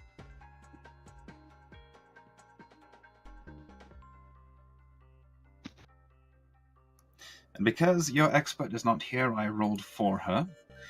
Shenzi, when she stops being distracted by the new friend you had to leave behind, will tell you that that shield is magical. Ah! And she Yay. identifies it as a simple enhancement enchantment. It is a +1 metal shield. +1 metal. Sounds good enough for me. Well, metal meaning it's not wood, meaning that's all that 5e has to say about shields. What this isn't. Well, oh well, that's the best I can get. That's the best I'll have. I'll hold on to it. If no one else wants it, that is. I do not have a use for shields. I believe they would slow me down. Tato will take the cold iron longsword. Okay, talk amongst yourselves, see if anybody wants anything. There is more in the room if you were examining it. And as a shield master, you now suddenly unearth the urge to talk about shields for the next 20 minutes. Congratulations.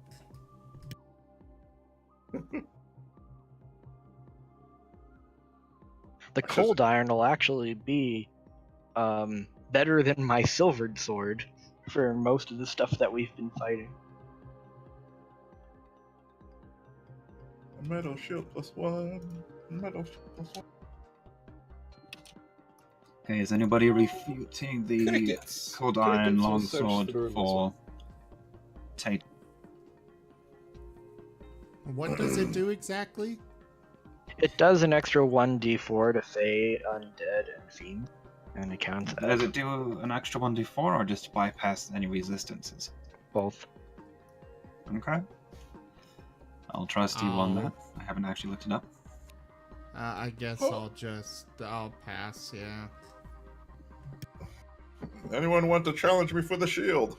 I mean, unless Nope. Zim wants the sword, I don't know how he, wield a longsword though. The same way the wolf did in, what's it called? And what was that game called? Shit. Dark Souls. Actually, Dark Souls, the yeah. way my character is set up, he utilizes something called Moonblades. They're actually something that some followers of Selune get. And it allows you to basically infuse a moonstone with magical energy. I've adjusted it a bit so he can basically absorb the magical energy of a weapon into his fangs. Oh, this isn't a magical weapon. If it's not considered magical, then yeah, he's got no use for it. Okay, the shield is in your inventory, Azeroth.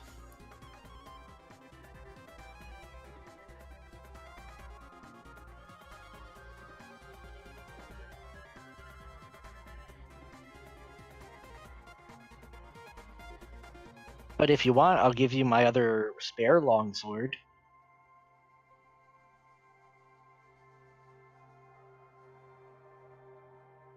Unless it's magical, I have no use for it.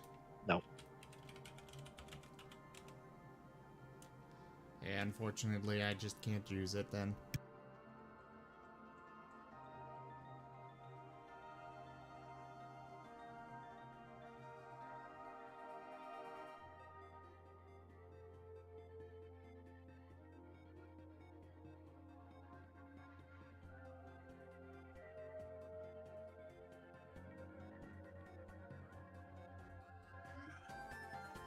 All right.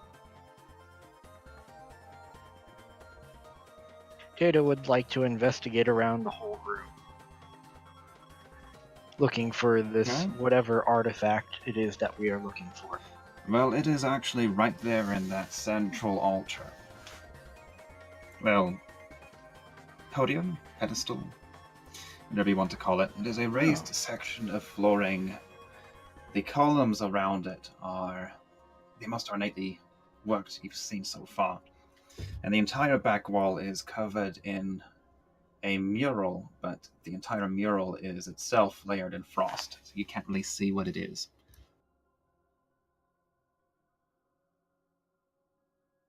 Would you guys mind if I grabbed it? What was it do now? Sorry, I missed the last part. That is fine with me. Tato will take the orb.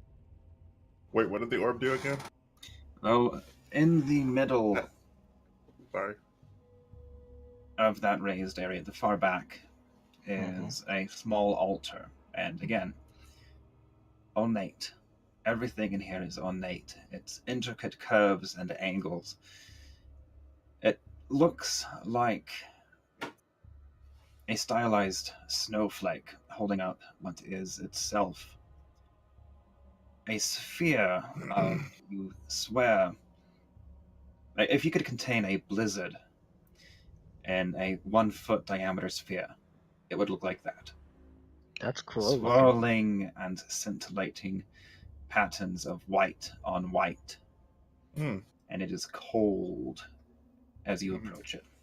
Yeah, definitely. Not enough to damage, but it definitely reminds you more of the Shadowfell than the rest of this place. I can take it, and Tato does.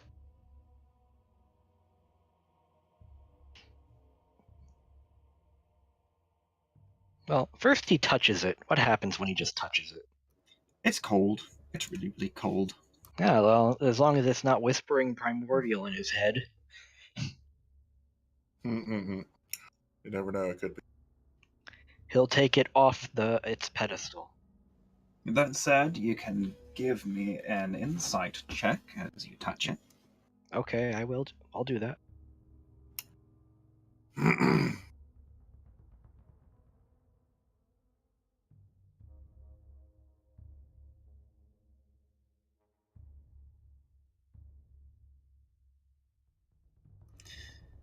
As you don't really close your hand around it, it moves with your hand when your hand is in contact with it. It doesn't really have any weight physically. I mean, it's cold, and you can kind of feel, not quite like a membrane would, or like picking up a soap bubble, but there's an energy to it, like maybe picking up a ball of lightning, but cold instead of sharp. And you get a sense of deep age, severe cold. Just if every winter in the history of time were to be remembered all at once, you think it would feel like this impression you're getting now. Whew, boy. Hey. Well, that's brisk, baby.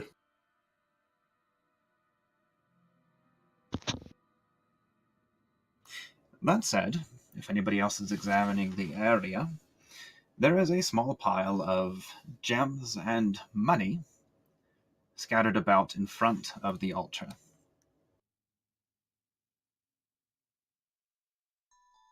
Gems. Sure, why Nim not? is interested Scattered. in They're in a little coffer, just sort of sitting off to the side as though somebody forgot it there. Sure, I guess I'll pick them up. Or Nim, did you want to get it?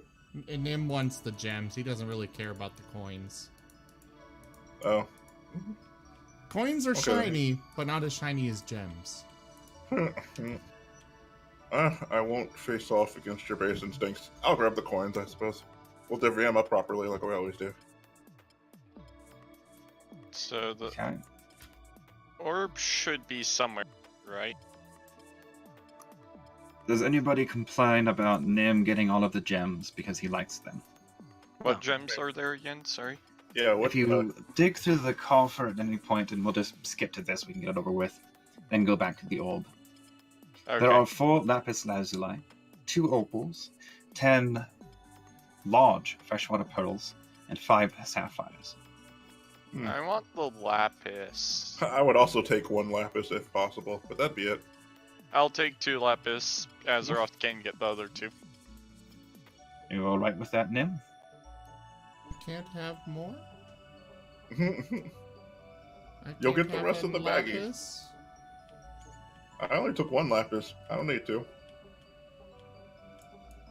Okay, I suppose if I get Well, the rest. I want 2 lapis then. I only need 1. Tato will clear out a section in his backpack just for the order. And I take the coins, just share them later. Okay, dokie. We are back. Okay, dragging everything else into Nim's inventory because nobody else spoke up. The coinage you will, I assume, share out betwixt you. Well, as a player, depending on how... Well, no, Nim will pass on all of the coins. He doesn't care about money. He doesn't really know... All he knows is that it gives him meat, and he's got lots of meat. We'll just say that might make it Nim a little is more- more concerned about riding the bus to Flavor Town. Exactly. Are you saying you're hungry? Mm. Nim is always hungry. He wants more pixies. Okay, the gems have been allotted. Their values should be set inside as well. Let me see. I think if I take you temporarily off of the party sheet, it will let me drag everybody else's money.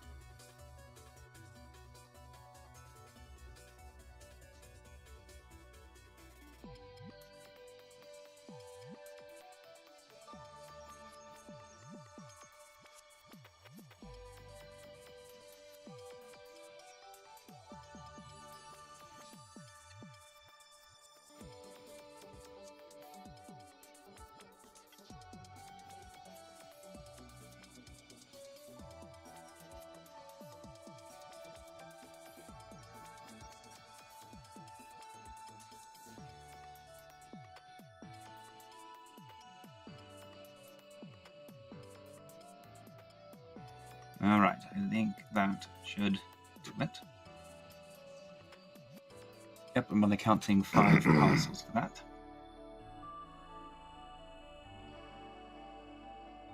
And Nim is back on the party sheet. Okay, so that is the coinage allocated. Everybody Yeah. got a nice little haul from that.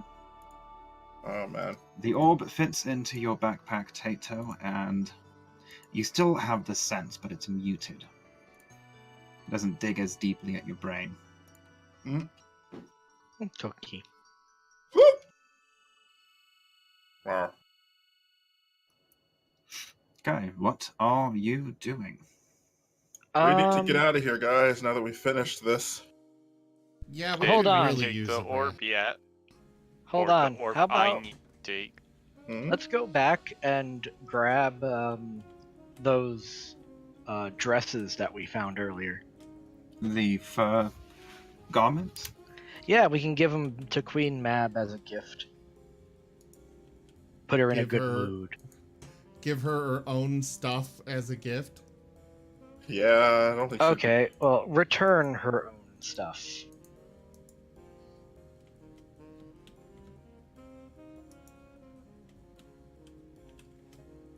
Works for me. We'll do it. Let's Okay. do it. Let's do it. Do it. Anybody else want to do anything, or are you all going to traipse your way out back into the forest? Now that we've- Nim wants to give one more look around the room. That final one.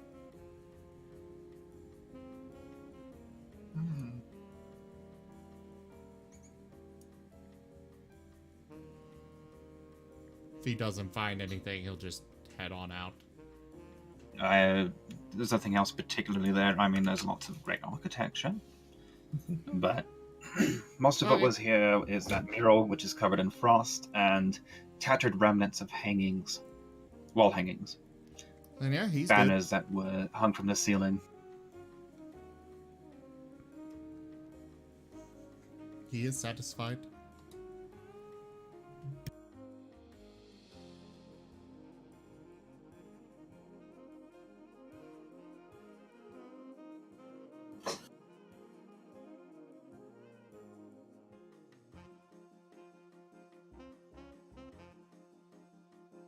Anyone else?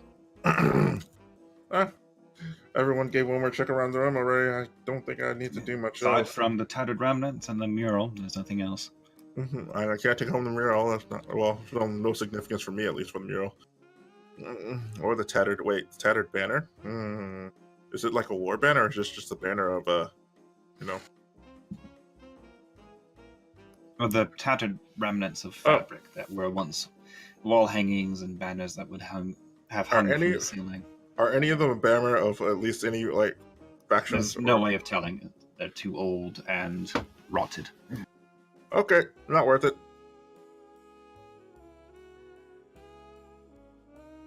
I'm going. What?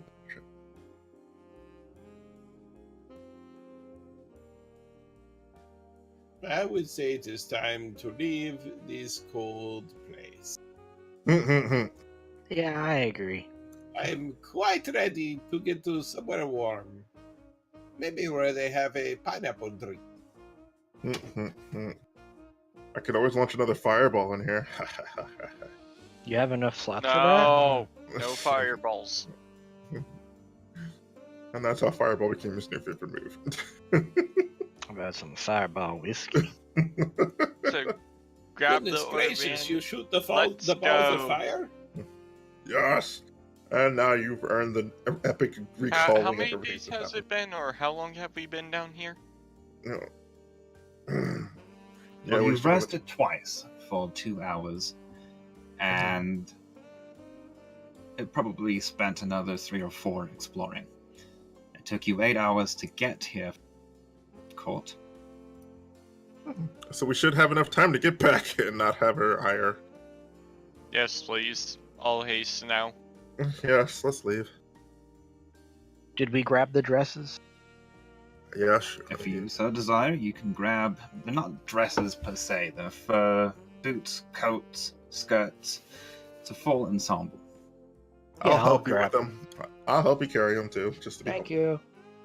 Okay, let's get faster with more people. Why are you taking her undergarments again? To give them back to her. It's her stuff. We're bringing it back to her. But And this is it's her good house, proof. right? Well, this is good proof that we made it here too. So come on, let's go. While we're at it, Crickets will shake his head and grab the Shima pan to bring with the return to prove that we are here. Grab the what? Sorry. It is okay. He grabs nothing. also, if possible, Tato would like to track the sprite that got away. Okay, give me a survival With advantage? with advantage. Thank you. I was about to say.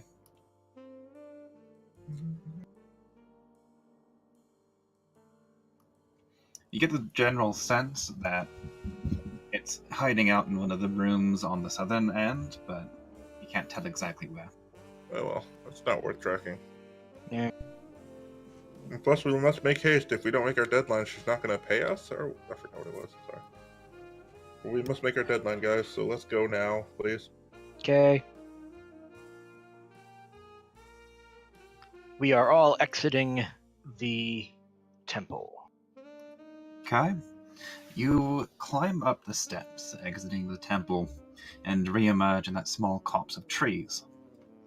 Assuming you leave the trees, heading back along the trail you already beat through the snowbanks, you will find ice waiting for you on that same hilltop.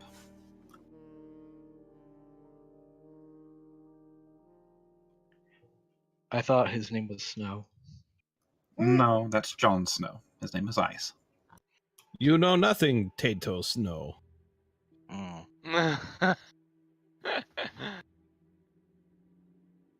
Hey, we got it.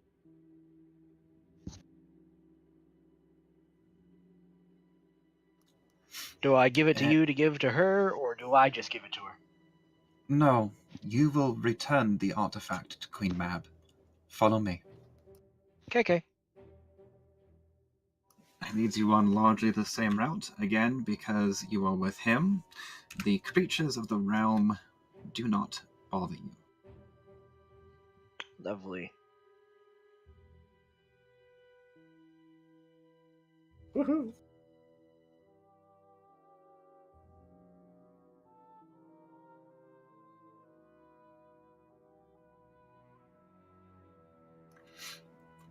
You're probably getting rather tired at this point because despite your short rests, you've been up for quite a bit longer than you usually are wont to do.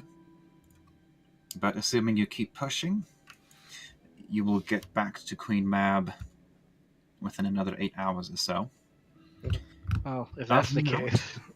Despite the time you spent in here, it is still the same deep red of dusk. The sun hasn't set, the sun hasn't risen. The moon, the full harvest moon, is still overhead. Looks like we'll make it just in time at this rate. Nim will drive the cart while the others take a rest. Okay, I will allow it. Give me 1 minute. Give you what now? You can also have Ignacio drive the cart if you want. That sounds good. We'll have Ignacio do it and Nim will sleep. I need a minute. I'm adjusting something that is broken on everyone's sheet. Tato will also make sure to hug his wife and give her a big kiss.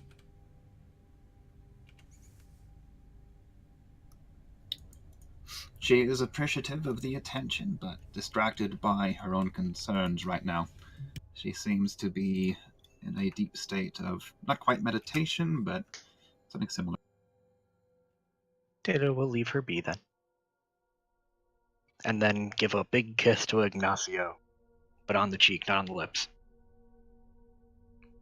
He knows better. I should talk. He's a little disappointed, but he'll take it. You might feel a slight, very, very minor draining effect as he takes a little bit of energy from you, but nothing you'll miss. Yeah. Okay, with the long rest, your experience minus 1 thing is awarded. Da, da, da, da, da, da, da, da. I'm just going to throw it in. I get my spells back. Yay. Yum, yum, yum, yum, yum, yum, yum, yum. There you go. For all of the encounters you have done, that's about 5,000 experience for each of you. Oof. Yay! Da, da, da, da, da, da, da, da, yay! But I need another 5,000. And your point? You'll have to earn it. Da, da. Blah. Fine. You arrive back at the court of Queen Mab, her towering castle set on the edge of a cliff. Quick side note, I'm checking Dusky red light profile. glinting off of the black ice that makes it up. As you examine it, you realize it is very much the same ice that forms the temple, but somehow it doesn't look quite as old. Ice leads you in through the gate, ordering you out of the wagon and to leave it outside of the building proper. Okay. As you all move into the main hall, well, actually, first, is anyone staying behind?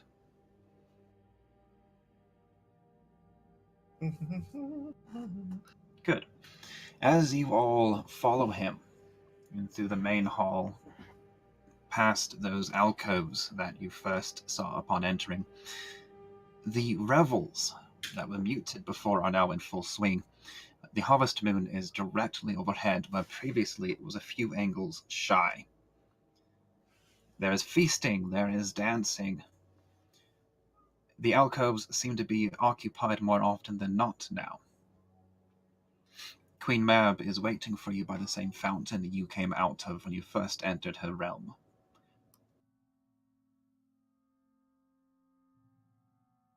Tato will, I guess, wait to be called to approach. He's not really sure how this works.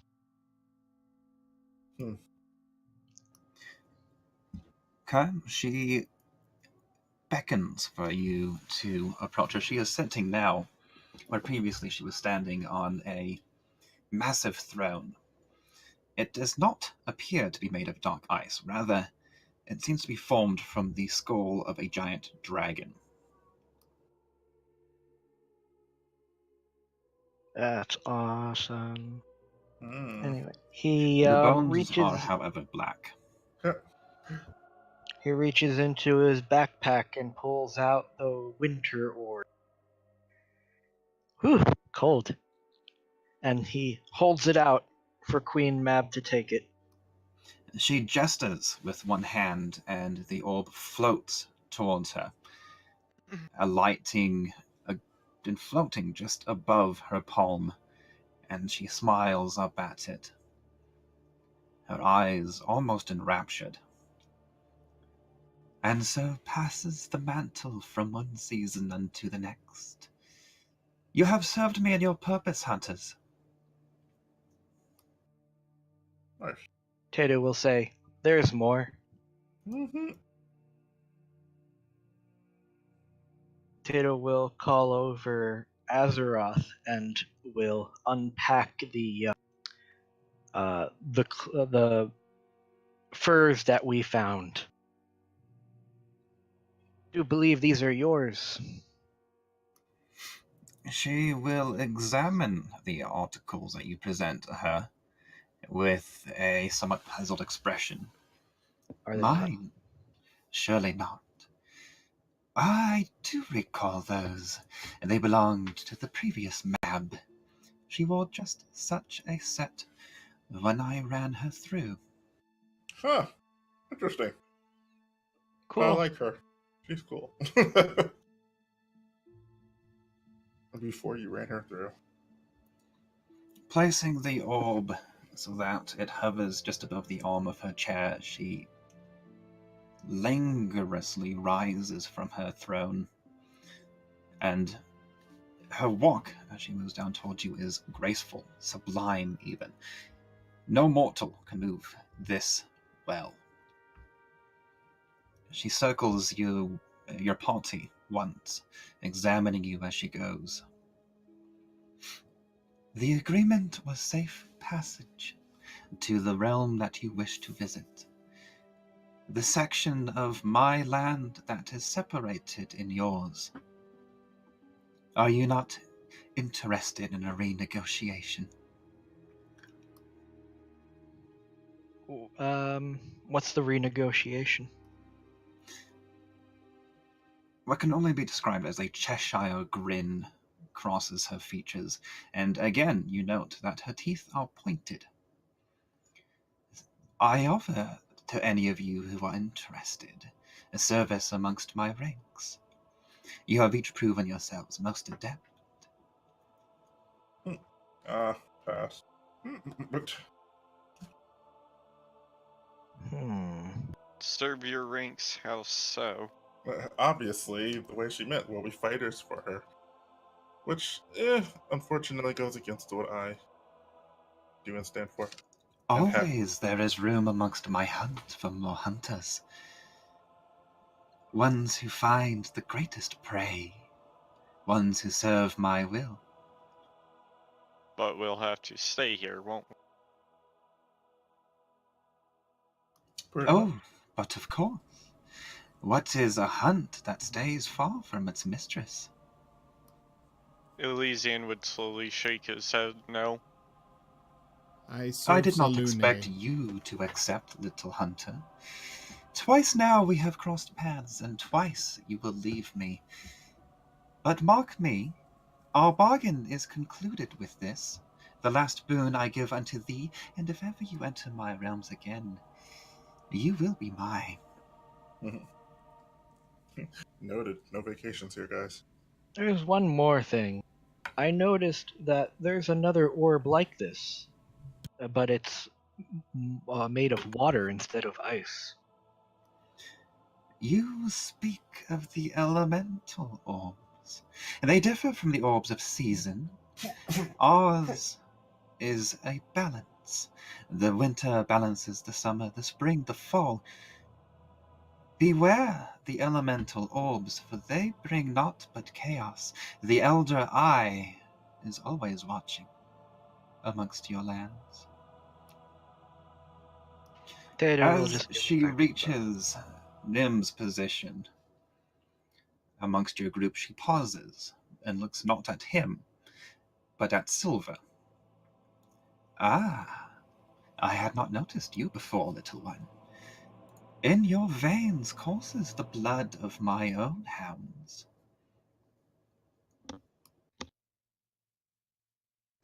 It has awakened for some reason. Perhaps something you ate. Shit. She glides forward, kneeling down in front of Silver. You are not mine, though.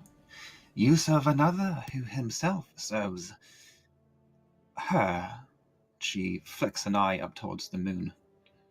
But perhaps, if your current service ever weighs heavy upon you, you would return to mine. Nim will growl softly at that. She smiles down at you, raises one of her delicate fingers to her. You cut out. Or I cut out. Or you cut out. Did I cut out? Can you hear me? No, Now I can. Okay. She smiles down at Nim, raises one of her delicate fingers to her mouth and bites it, drawing the faintest bead of dark blood, and then, reaching down, anoints Silver's head with it. If ever you tire, join me. A strength seems to course through Silver's body, and his eyes burn a more brilliant blue. His fur going a slightly lighter shade of white. Silver.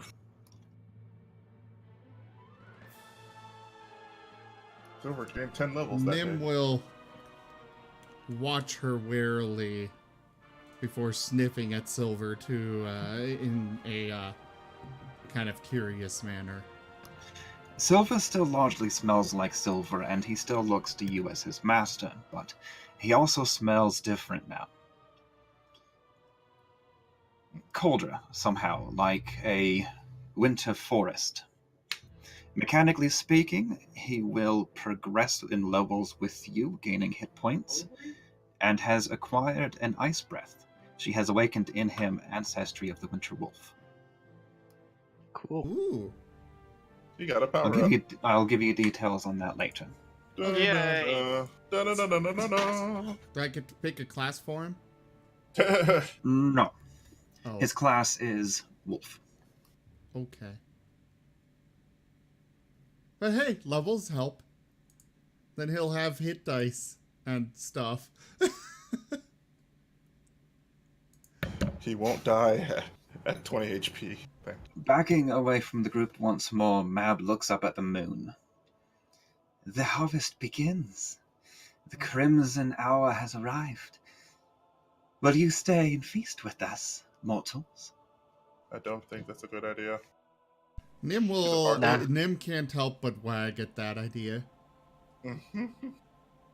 She's a hardcore recruiter. As we speak, Mole Master is burning down to the ground. We gotta go there as soon as possible. Plus, she's a But we hardcore can't do recruiter. that on an empty stomach. That's why I fished. Remember? We went on a whole fishing fresh adventure. Food. Mm-mm. No. I know that They you're might hungry have for more other of the pixies. She Right. trails a hand closer to Nim. We have meat and game and sweets, and there will be revelry later. All the carnal pleasures you could desire, yours to enjoy. Honored seats for the hunters who fetched the orb. We're staying. I mean, it sounds good, but Unfortunately, we should must get go. We have a task up before us, unfortunately. And I'll One be quite night won't insisting on hurt this. us. No. It will hurt us, as we have a job to do. Well, I'm staying. If you stay, that Really? means you're here forever, you know. I'm staying for the meal. For the feast. No, she'll keep you. That might be a bad idea, my friend. I was like, let me just say, if you stay for the feast, you'll stay forever. that too.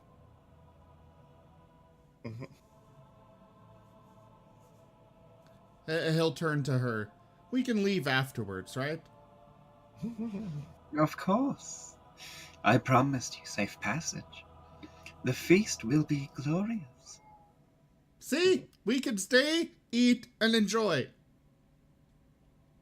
And while that would normally be great, Mole Master is burning. Not to Your mention, orphanage could be burning. and Your the passage homeless of time shelter here. The should passage be could be burning. Not to mention, time moves differently here. For all we know, one more day here could be another week or a month or a year out over there. Yeah. As you saw, the sun, it took forever for that to set, and we were gone for hours upon hours. Almost, it feels like a day. The sun hasn't set and hasn't actually moved. There is technically no sun. Yeah, well, It feels is like a time land is of eternal dusk. Yeah. We'll take one party vote on this, though, like we always do. And we're going to follow with it, okay?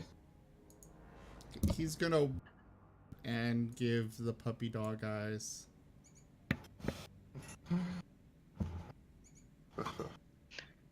Nim, think of the children. In Mole Master, The children are burning, dude. And we also The have orphanage we set up. and we still have meats in our at our well, God, I want to say house, but no, you know, Mansion. from mansion. I mean, from when we had the wedding, there's still lots of backup food there. Well, not lots, but you know, there's enough. I took an paladin to keep the light in the world and celebrate when it is time. And this is a time to celebrate. Except it's not, because we're not at the end of our journey.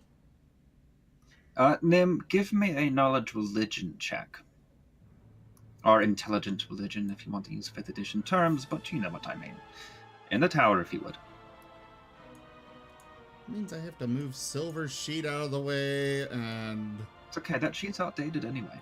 If anything, Nim, this was just one really glorified obstacle.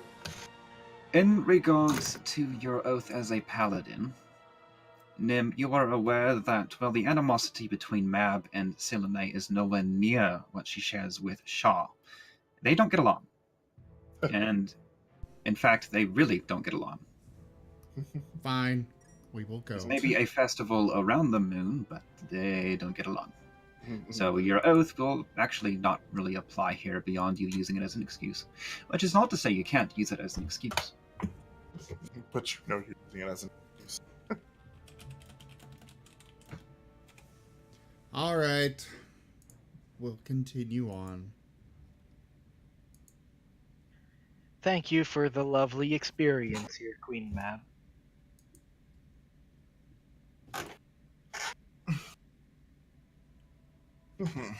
It has been an enjoyable fighting with all the here. I have wonderful memories.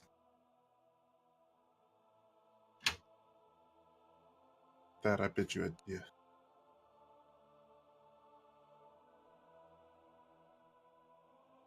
Okay. Mab almost seems to pout a bit as you all decide to leave, but just as quickly she dismisses your presence from her mind, returning to her contemplation of the orb of winter. Ice will guide you out of the palace, is really the only word for it, the court, and then will task one of his lesser hunters with escorting you the 3-day journey to your destination. Because you have the blessings of Mab and her promise, there are no encounters, there is no combat, nothing bothers you during the journey, so we will fast forward through it. You arrive at a glacial cave at the southern end of what would be the Great Glacier, if this still were. It extends in this realm beyond where it ends in the mortal. The hunter directs you to enter the cave and proceed to a dark pool at its end. If you drive the cart through it and yourselves, you emerge in the mortal realm at a section of land I'll have to look up because it's been so long since I prepared this I forgot the name.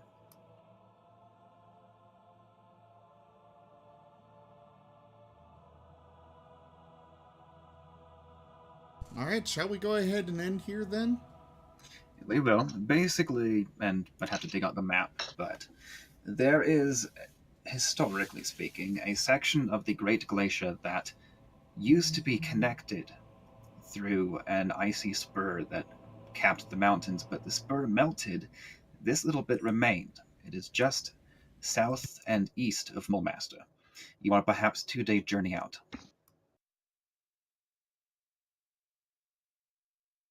Actually, it's not far from the monastery of the Yellow Rose, Crickets. But yes, we will close out here. You have left the Feywild and made it back into the mortal realm. Not much the worse for wear.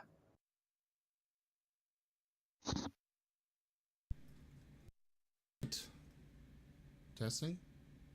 Oh, you didn't testify. I mean, you didn't specify. Did Mab take those furs, or did we take them? No, if you want to have them back, you can. Yeah, we'll take them, just because they could sell for a lot. Possibly. Anyways, everyone.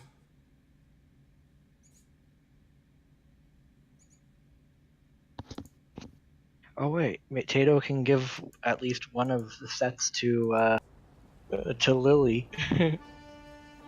Yeah, they're tall enough to almost fit her that way, but nowhere near broad enough. Darn. Alright, everyone, thank you so much for joining us this evening for Fists of Furry Dungeons and Dragons. I will be back on Sunday with Red Dragon Inn. It is our community game night. We are returning those. I hope you guys come join us. We're doing it through Tabletop Simulator. We'll see who comes and get some games going.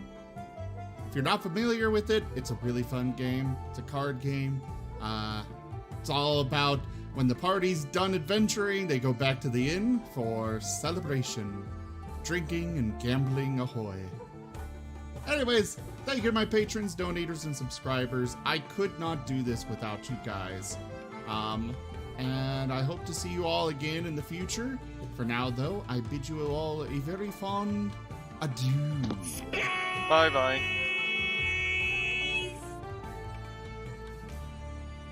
Bye-bye.